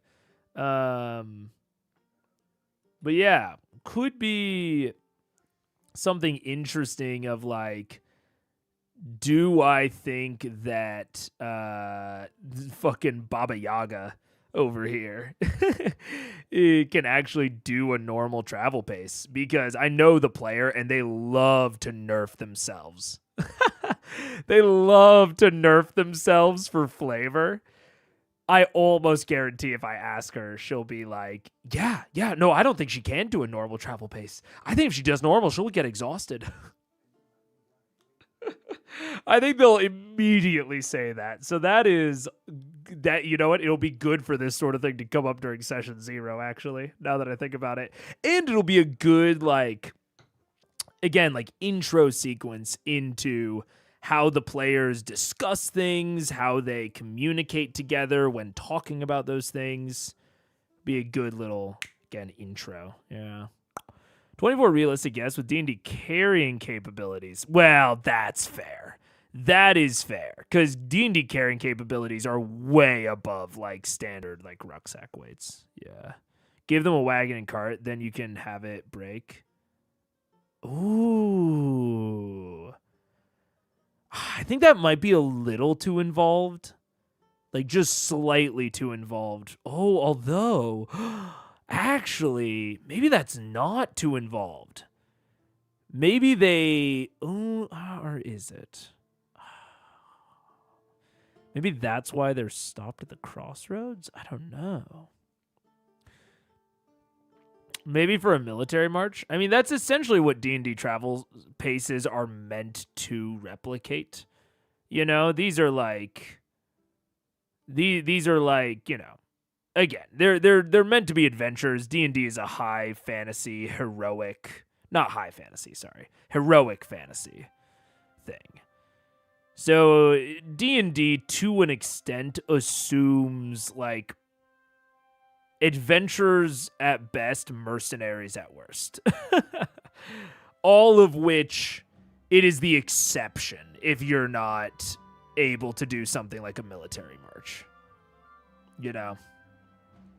Like, most of the classes, like, I'm just kind of going down the list in my head. It's like Barbarian, even Bard is typically presented as a traveling bard in D&D. Cleric, traveling cleric, like, why else are they out adventuring? I mean, the standard D&D conceit is murder hobo, really. And so the hobo part of it assumes that they're good at traveling, you know? Abandon it or fix it. Oh, abandon it or fix it is good, but I'm wanting this little intro bit to be like 30 minutes. So it's like, I think that for like the reason that I'm even like the long way, short way won't actually matter. Because, like, the general reason that, like, a long way or a short way would matter is that it takes more time, but I'm not going to introduce a time pressure. Like, I'm not going to, because that would take more time, and I would need to, like, communicate stakes to them around, like, why taking more or less time matters. And I think that gets even more into it with, like, a wagon. Like, why does that increased carrying capacity matter? It would play on the time aspect even more, which is something that I just want to imply for now. Because, like, I think that there is a good amount of implication of, like, oh, yeah, going the short, like, getting there faster is better. I think that that's, like, a very brief implication in our heads, even though it won't matter. But I think that there's like an inherent sense to that it should matter. And so I'm hoping that for, again, like a really quick thing like this, that I can get away with just the most basic of implications just to introduce, like, playing, you know? I'm trying to just introduce, like, the concept of an exploration choice to this new player, and then broadly see how the players interact within those choices. The choices don't need to be, or I would almost say shouldn't be good. Because good choices are going to need too much setup. Yeah.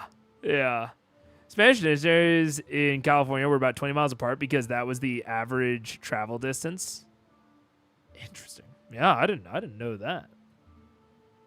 20 miles apart. Huh. Yeah. I mean, that works out. I mean, that's somewhere between normal and slow. So normal is only assuming, like, a little bit faster than that. Because, yeah, the slow is 18 miles. It's the difference between 2 miles an hour versus 3 miles an hour. Just a little bit faster, yeah. So that's, not that crazy. So Mega is railroading in session 0. Yeah, absolutely. In session 0, I am indeed. Yeah. It's actually, I am introducing the concept of there not being a railroad. In theory. Not even in a major way. Just like, hey, theoretically, there could not be a railroad sometimes. You might someday have a choice. Instead of a wagon, they could have a pony or donkey. Yeah, again, I think we're getting too complicated with it. Which it sounds hilarious to say that, like, a wagon or a pony or a donkey is too complicated. But it's like, if I make them think about that too much, they might actually realize that the choice doesn't matter. And I can't have them realizing that. So we need to get through it as quickly as possible. That's the thing that we're going for here, is speed beyond all else. And the basic choice of faster but more dangerous and slower but less dangerous. That is the choice we are giving them. That's it. Just build a railroad. Just build a railroad, yeah. Yeah, we'll have the Spelljammer railroads. Do Spelljammer have railroads? I don't know. Also for a non-mega in chat who knows Rip Jerry. Non-mega. Okay. The NPC will know the difference, but will be reluctant to tell them. I need a really basic reason that the NPC is reluctant. I think we're going to get a really basic NPC. Basic reason. The NPC is reluctant because they came...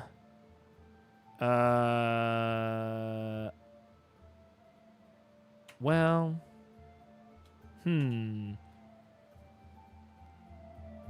Why would the NPC be reluctant?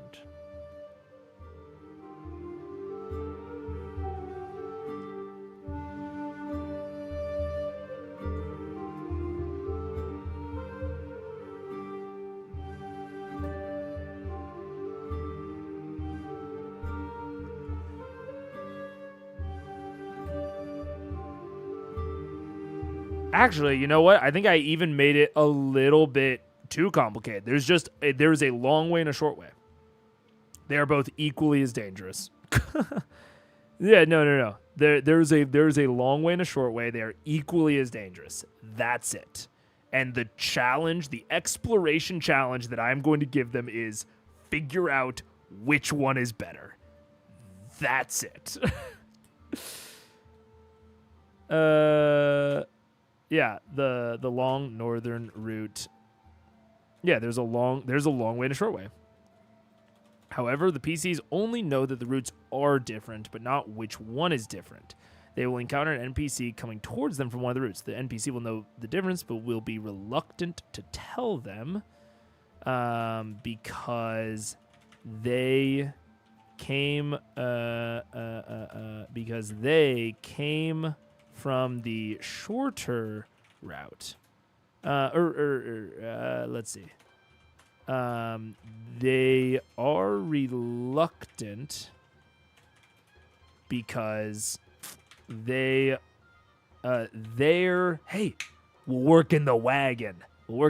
Their wagon broke on the shorter route, still. So their wagon broke on the shorter route, still with plenty of trade goods inside. They are traveling on foot to hire a repair person to come to hire a repair person to travel back and fix it.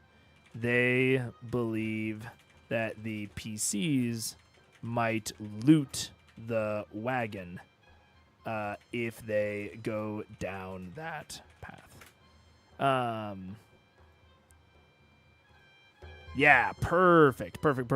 So now, if they pass this social check, then they might get some information. They might be able to deceive the person, whatever. We're just putting. Ooh, and I'll say this. They believe the PCs might lose the wagon on that path.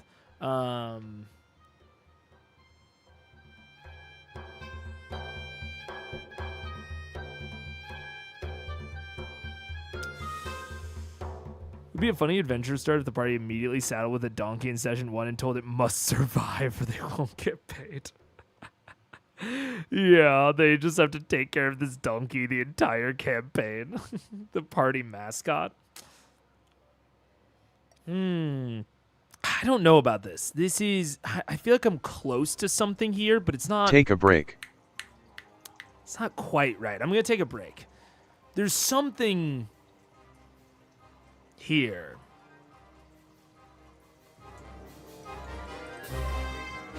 I'm going to think about it in the bathroom. I'll see you in a second.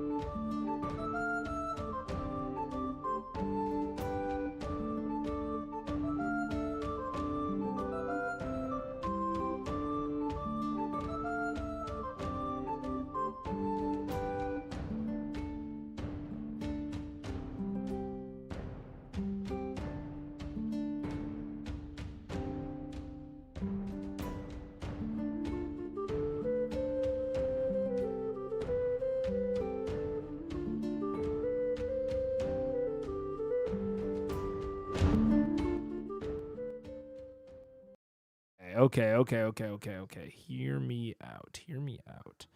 I think. Turn the music back up is what I think. I think. He believes they were traveling on foot. They don't want to give them like big reward, or maybe not big reward. Shorter, maybe on the longer route. Their wagon broke on the longer route, still with plenty of trade goods inside. They're traveling on foot.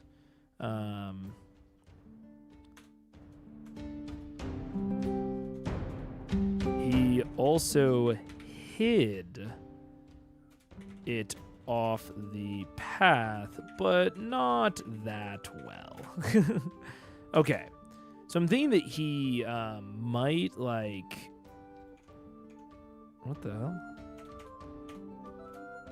Oh, I just wanted to indent this. No, we're not. We don't fuck with that. Is there an indent button up here? Whatever.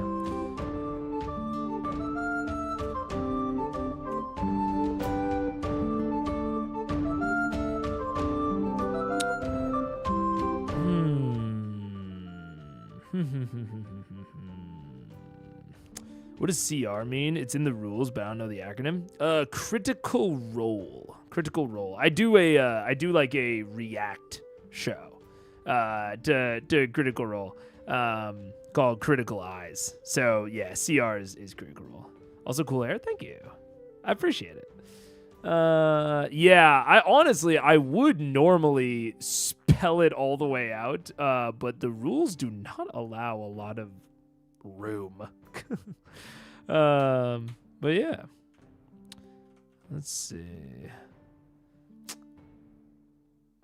Yeah, I think this is it. And then right outside of Saltmarsh, I honestly might just ignore the fact that the haunted house is there. And then right when the paths join back up, we'll have one other thing right here.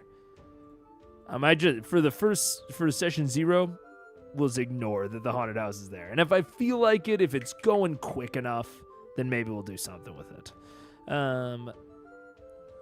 Okay, so then they have the hex crawl.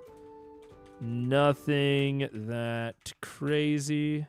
We got a whole map plan. This map is mostly given to you by the setting. This is a module called Ghosts of Saltmarsh. But I will admit that I did do a bit of work to kind of buff it out with the colors and the pins and all that. Yeah. I did a bit of work there. Lizard folk, hell yeah. Oh yeah. Yeah, up in the Hool Marshes. Yeah. I'm psyched. I'm psyched for this campaign. Because this was a lot of just doing the things that I like to do. I like to organize things and put them into a software so they're easy to navigate. This is my first, not my first campaign by any means, but my first non-custom campaign. My first module. And it was shockingly easy to make this, just doing the things that I like to do, which is buffing out maps.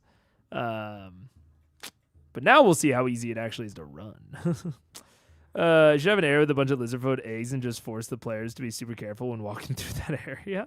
Maybe. I'm gonna do. It's a what do you call it? Not anthology. Is it anthology? It's a. The module is a bunch of adventures back to back to back. So my plan is to go through the normal adventures, and then if the characters are still chilling and liking it, then we'll just keep extending it, based on what they're interested in. So we'll see. Right now I'm just prepping out session 0. Nothing that crazy. Might have some flavor text. I don't think for this I want to do anything too crazy with travel, having an order, a walking order. I'm just trying to think of anything else I want to introduce, because it'll all be more complicated later. But I think just travel pace for now, just to get them used to the actual act of hex crawling. But no other mechanical things. Then where the paths rejoin, reptiles are cool. Yeah. I think reptiles are. I like reptiles as well. I'm trying to think if I've ever done anything intense. Most of my settings are very species neutral. Like I mostly have like cultures that are multi-species. I rarely have like this is the lizard folk area. A lot of the times the species are just like aesthetics. But I can see a lot of interesting stuff to do with it. And I've been thinking more about like options for doing like big like cultural shifts, especially between continents, and having like certain species that are only or that are majority endemic to a certain continent. I don't like entire like nations or states or groups that are a single species, but I could see having it be like, yeah, most of this species are on one continent, and that could be kind of interesting. Then where the paths rejoin, we'll have our mini combat. Probably a Spectre. What's a Spectre's CR actually? Or just a ghost? Bestiary? See. I think that there's a Spectre, yeah. Spectre's CR1. I want a little bit lower. Ghost? Ghost is a CR4. Yeesh. Let's just go undead and sort by CR. There we go. What are some 1/2s? Warhorse skeleton. Oh, a shadow. Phew. Okay, I can run a shadow. I just need to be careful about it. And do I even want to risk that? I might just do a skeleton. A skeleton seems easier. Just being ornery always works. That's true. They could always just be ornery. I like them having a little bit more of a reason, but they always could just be ornery. This is about Barton where I went to a town with only humans and dwarves, and we're super racist, like every non-human except one ice giant. Because he saved them or something. He had a whole ass statue as a monument to him. Damn. I've also never done giants. Now that I think about it, I'm thinking about all of these like major. I very much tend towards the more like obscure shit. So like I've never had dragons in my games because they always just seemed too obvious. I don't know how else to explain it than just like I have like some mechanical justification, but if I'm being real, it's just that like it's almost too obvious. And I think the same thing with giants. I don't think I've ever had giants in my games because, again, it just felt too obvious. I always wanted the weirdo, especially when I was younger. And I was doing because I DM'd a lot more when I was younger. And then recently I've been like trying other systems and playing a little bit more, which has been fun. But the last big custom world that I did, I more leaned in the direction of like oozes and chimeras and aboleths and oh god, what's the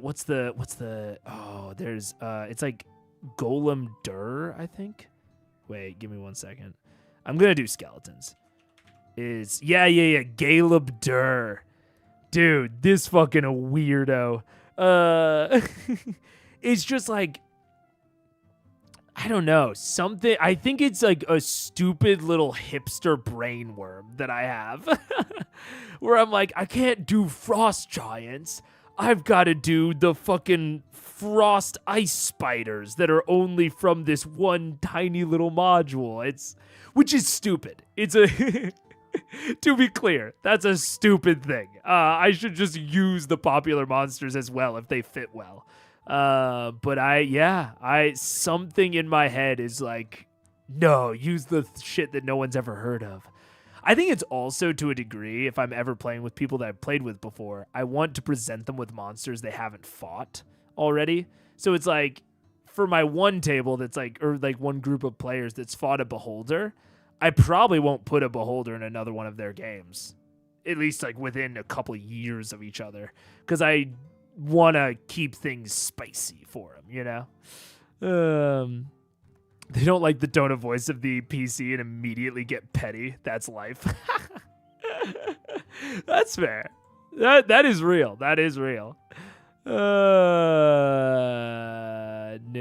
life apology where I'm from. Who still text when he took prize? I mean, that's hey. Do whatever makes your players laugh, or I guess your friends laugh. No one caught off a joke, and I legit went real. It sounds like you guys are all together on it, yeah. Oh, I haven't done.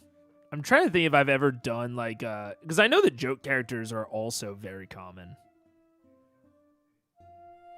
Yeah, I don't think I've ever had. I think the closest. No, I haven't. I was going through my head. I've done characters that are ridiculous, and I've played with characters that were joke characters, like at my tables. But I don't think I've ever done a joke character myself. I think it's also because my party, or not my party, like the people that I play with don't do a lot of one-shots. I think if I was in a one-shot, I would be much more like joke character-esque. But we don't do a lot of one-shots, which is on me. I need to get better at them.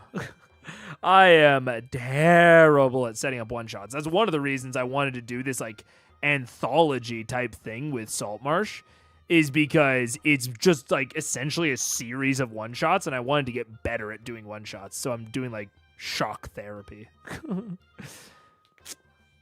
Yeah, Glorb the Goblin with zero knowledge of anything. I like Glorb the Goblin. I was like, there was a meme goblin for a while on TikTok that was like, oh God, what was he? Oh, I can't remember it. Shit. Oh, I can't remember it, but that was very funny. I do a lot of joke PCs and a lot of joke locations. For a while, my players had these alter egos that they would do in like tense situations.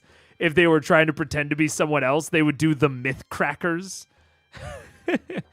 The Myth Crackers were like an insane coked up version of the Mythbusters. And because they crack myths. The Myth Crackers were fun. Anyways. Last one time I played an old druid. She was a hag and had the pygmy goat pet going everywhere with me. No powers, just a pet. Fuck yeah. Love me some Myth Crackers. Connor loves him some Myth Crackers. But yeah. I don't know, yeah. They do crack. I think the mini combat, I need to get back on track. So 2 skeletons in the one of Honor's Ventana. Lol. I gotta do 2 skelly bones, I think. Because I think the skeletons are like 1/4. And I think 2 on 3 should be fine for that. Especially I can make the arena pretty basic. So yeah, 2 skeletons. And you know what? With that said, let's set up a bit of an arena. Think I'm gonna do it. Let's think. Let's pull out a whiteboard. Let's think about an arena. And again, we want this to be basic as all hell. That is what we're going after here. All right. We're going to call this the Skelly Bones Arena. Apply changes. And also make this less terrible to look at. Set a colored background. Oh, yeah, way better. Way better. Now I need this to not be black, though. So, yeah, color gray. There we go. Okay. I'm just going to try to lay their bones beside each other like they died on Lover's Picnic. Spawn a random egg, just an egg, don't know what species, nothing inside, it's just an egg. It's just an egg. It's just an egg. You can really just do things. I've said this before, I don't think it's good DMing advice, but one of my favorite things to do is just roll dice behind the screen. Or like imply that I'm rolling dice, and then they ask what, and I just say, oh, I don't know. I don't know. That's weird. What's your passive perception again? Oh, really? Interesting. Interesting. No, you don't notice anything. What would there be to notice? I don't know. Let's see. All right. So we've got a road. And we need the road to be interesting. And our players are going to be coming from this direction. And the skelly bones will probably be up here somewhere. Now, they could be feasting on some innocents. Now, it's a little dark to start with, but I think this is something we can work with. They could just be like walking. I think that's fine. They're just walking along the road. They're just trudging towards Saltmarsh. So S1, S2. And then our players are coming from that way. They're not going to spot our players. And we need something that makes our players feel like they can maybe get the upper hand on said skelly bones. I think we'll have a little bit of a cliff up here. And again, we want this to be simple. Everything about this session 0 combat encounter needs to be dead simple. We are just trying to introduce the concept of rolling initiative to them. So yeah, we'll kind of have a sweeping up to there so they can walk up there if they would like. And then we will also have a little bit more of a forest type situation over here. So we got some high ground to work with. We've got some forest to work with. Simple as that, right? Don't need anything more complicated than that. At least yet. And then we will go from there. Yeah, there we go. Perfect. So they've got, or they can just charge straight at them. Because it'll take some time. They're kind of separating themselves from each other if they decide to go either direction. Anything else? Dead lover skeletons holding hands. Dead lover skeletons, keep it simple.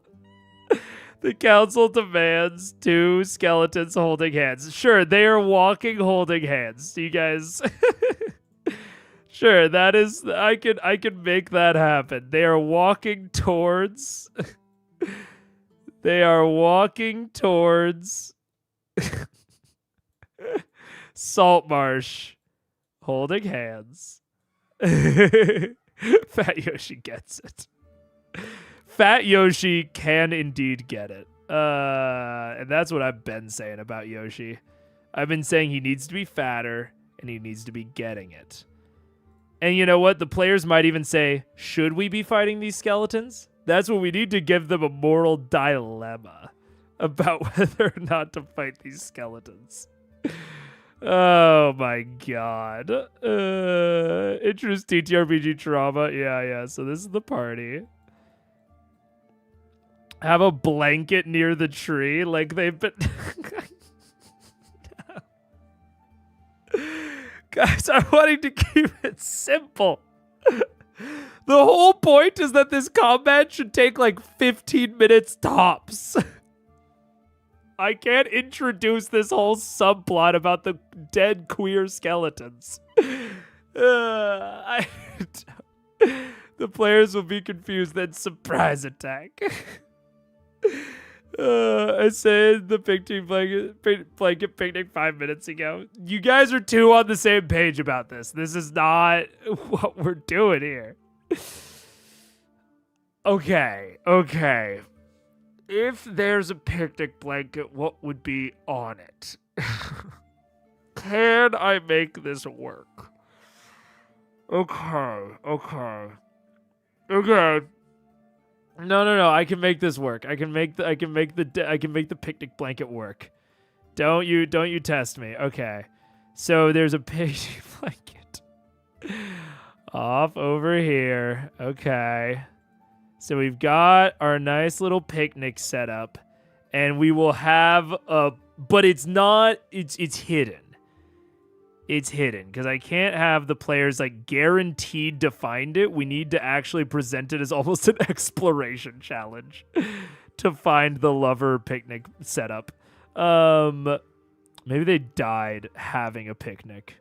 Okay.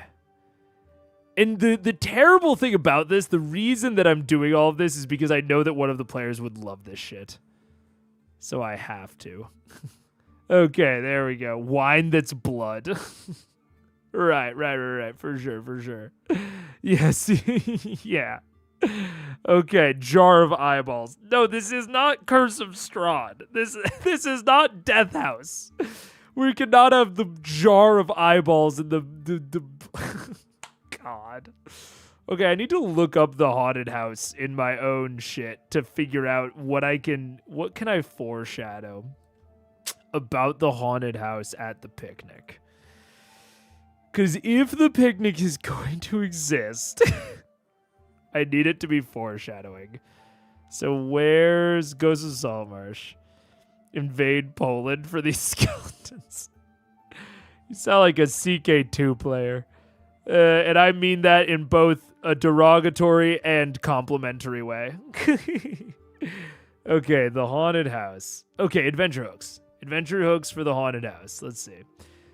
After gleaning what facts they can from the town folks and equipping themselves, the characters set out to explore the fabled haunted house. The road to the house winds through rocky coastal terrain, often offering view of the sea below. The house is located 4 miles up the coast from Saltmarsh and is accessible by an old road.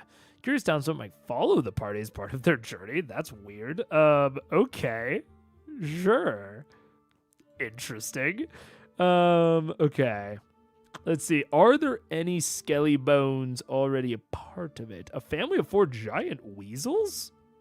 Sure. Giant poisonous snakes. This feels very not haunted. This feels more just abandoned. Let's see. You know what? I should just Control F for skeletons. Skeletons. This is a haunted house adventure. My idea of the picnic skeleton was psychic. They were picnickers killed by giant weasels. No. Damn it. CK2, Crusader Kings 2. Crusader Kings 2. There is a skeleton's room, apparently. Okay, let's see here. The bars securing the doors easily lifted. The smugglers sealed this room after discovering the undead within. 6 old skeletons lurk in the shadows here. They rise and attack. They have disadvantage on initiatives checks owing to the length of their dormancy. The skeletons are reinforced by compounds applied to their bones years ago. The first time I take damage from a melee attack, that damage is reduced by half. Huh. If the characters spend more than a few moments here, a faint blue light appears at the seam of the secret door. Right, for sure, for sure. Skeletal alchemist, a hunched corpse. Okay. Ooh. Okay. Okay. All of the dinnerware. Oh, I've got it. Okay. The picnic. I hate that you guys are making me excited about this. This is not this is not okay. I'm not excited. I just had an idea. I'm an Overwatch and VR chat player. I'm worse. Ugh. Overwatch still? Come on, give it up. Give it up. It's dead. He's already dead. Stop beating the dead horse. I will admit that I re-downloaded for the classic weekend. Okay. If they search, they find a key you can use later. I think it's important that they're kind of gay, but it's obvious. Okay. Two skeletons. They are holding hands, and also both, in spite of normal physiology, have skeleton dicks swagging in the breeze. So that is that subtle? Do you like that, Fat Yoshi? I think that's pretty subtle. I don't know. Let's see right now. What? That's not subtle enough for you? Two non. You know what? If the players ask what sex these look like, I will say that they cannot tell. You don't need skelly dicks? Wow, way to break immersion. Right. No dick, no balls. Just give them bow ties, for sure.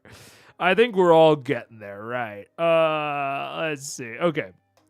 They're holding hands and ominously walking towards Saltmarsh. Battle arena consists of the road, a small 15-foot cliff on the left, and a woody area on the right. If the players investigate the woods, they will stumble upon a skeleton picnic that the two were having.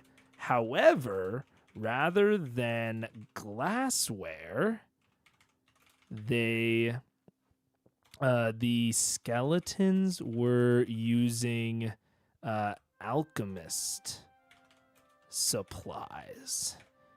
Amblex,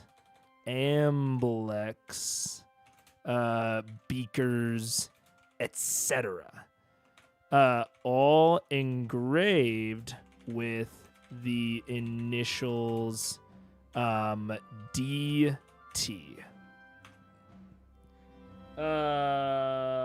We peer pressured. Or actually with the initials NB. How about that? I actually don't know if does the alchemist have a name? I should probably check that. Let's see. The alchemist also carries a cursed luck stone, a hunched corpse, secrets found and then lost. Secrets lost and then found again. Your paltry minds cannot fathom. Skeletal alchemist. No, he does not appear to have an actual name, I don't think. Unless, wait. The bench runs down, a book is open, tiny candlestick. Its title is Ye Secret of Ye Philosopher's Stone. No author acknowledged. Great. I think it's supposed to be Ye Secret of Ye Philosopher's Stone. We'll just name the alchemist Yi. With the initials NB. Bobby and Bobby the skeleton buddies. This is akin to the triumph of bullying a substitute teacher. Rob and Bob. Oh my god! If I saw two skeletons in a bow tie and a regular tie holding hands, one with a wine bottle, I would be kind of alarmed. God. Okay, I somehow turned this into an actual encounter. Okay. The initials NB. Perfect. Okay, and then that's it. And then they do this combat and get to not Whitestone. Fucking critical roll on the brain. Get to Saltmarsh. Hooray! Okay.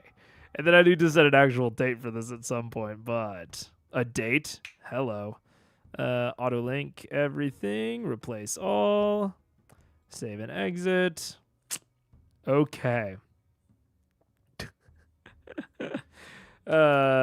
These are the initials of the skeleton alchemist in the haunted house, which these two are from.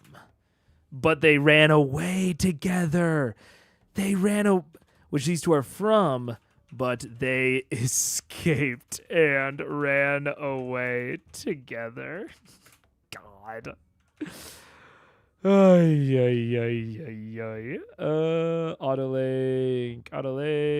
Replace all. There we go. Save and exit. Okay, so now I need to link together. Oh, wait, no, it's still called Test. It should be called Skelly Bones Arena. There we go. Let's see. Woody on the right. This is mocked up in Skelly Bones Arena, which I think I can also auto link. No matches found.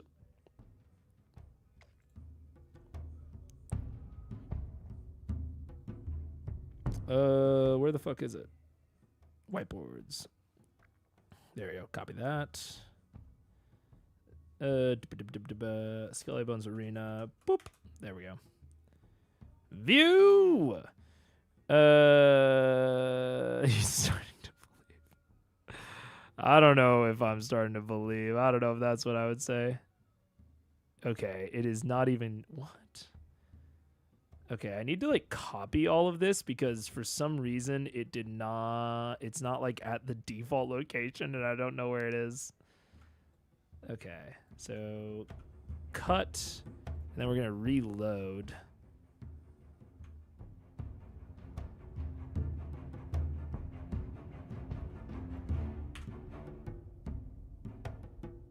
Okay, now reload. No, what? No, it keeps getting all of its shit back. Stop it. I just want to go back to like the default like place. How do I do that?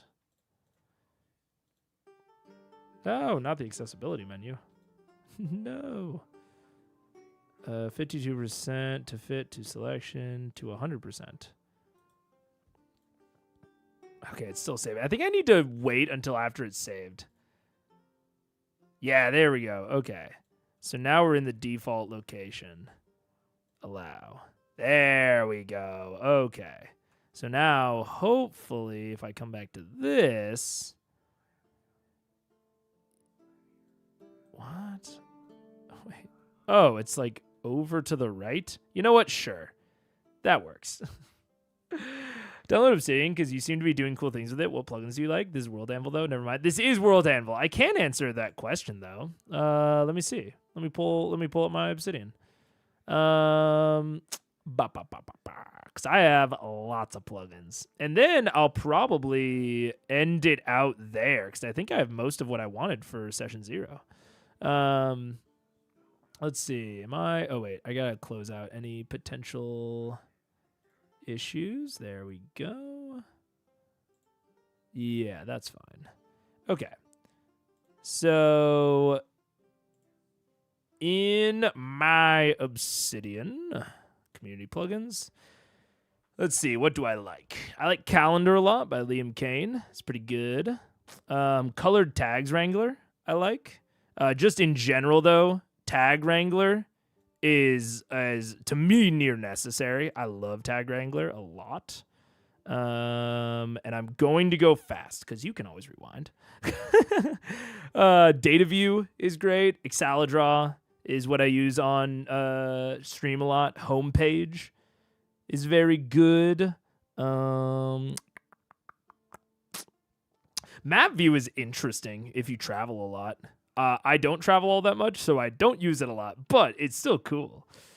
Periodic Notes is huge. Shell commands if you're really technical. Surfing is a browser inside of Obsidian. Very cool. And then probably like these bottom three: Tasks, Templator, and Workspaces Plus. Those are probably my recommends off of the list. Yeah. Or share your favorite plugins on Discord. It's easier to do this. I use Microsoft Paint. Microsoft Paint is good. I honestly, it really depends on what I'm doing as to what I use. Like the reason that I drew in the whiteboard for this is because I can easily link it into the rest of the stuff that I have on World Anvil. And I also just discovered the whiteboard feature on here. When you do something to make a word its own page, what is that? Cool. I will rewatch this and check them out. Thanks. Oh yeah, no problem. And I can show you, because that is like kind of just a fundamental thing. So that's just like a text thing. So anytime you want to do a link, so like if I wanted to do like HW tools, if I wanted to like link to that, because that's already an article, I do bracket, and it'll do both of them. And then I do HW tools, and now that is a link to HW tools. But if you have something that you want to make its own page that isn't its own page yet, so I don't know, skeleton lovers. If I have like skeleton lovers like that, it'll say no match found, and you can hold control and then click. And it'll create one, and it'll pop it down into there, and then you can organize it later. Yeah, I love Obsidian. I love Obsidian. And there's tons of people on that do little things about it. But yeah. This looks like coding, and it isn't, but still. It's like a very like raw text editor. So it kind of has that look. And this is a me thing. I really like having the numbered line or the line numbers on the side. That's like a personal stylistic thing. You can turn that off. But I understand that makes it look more like an IDE. Yeah.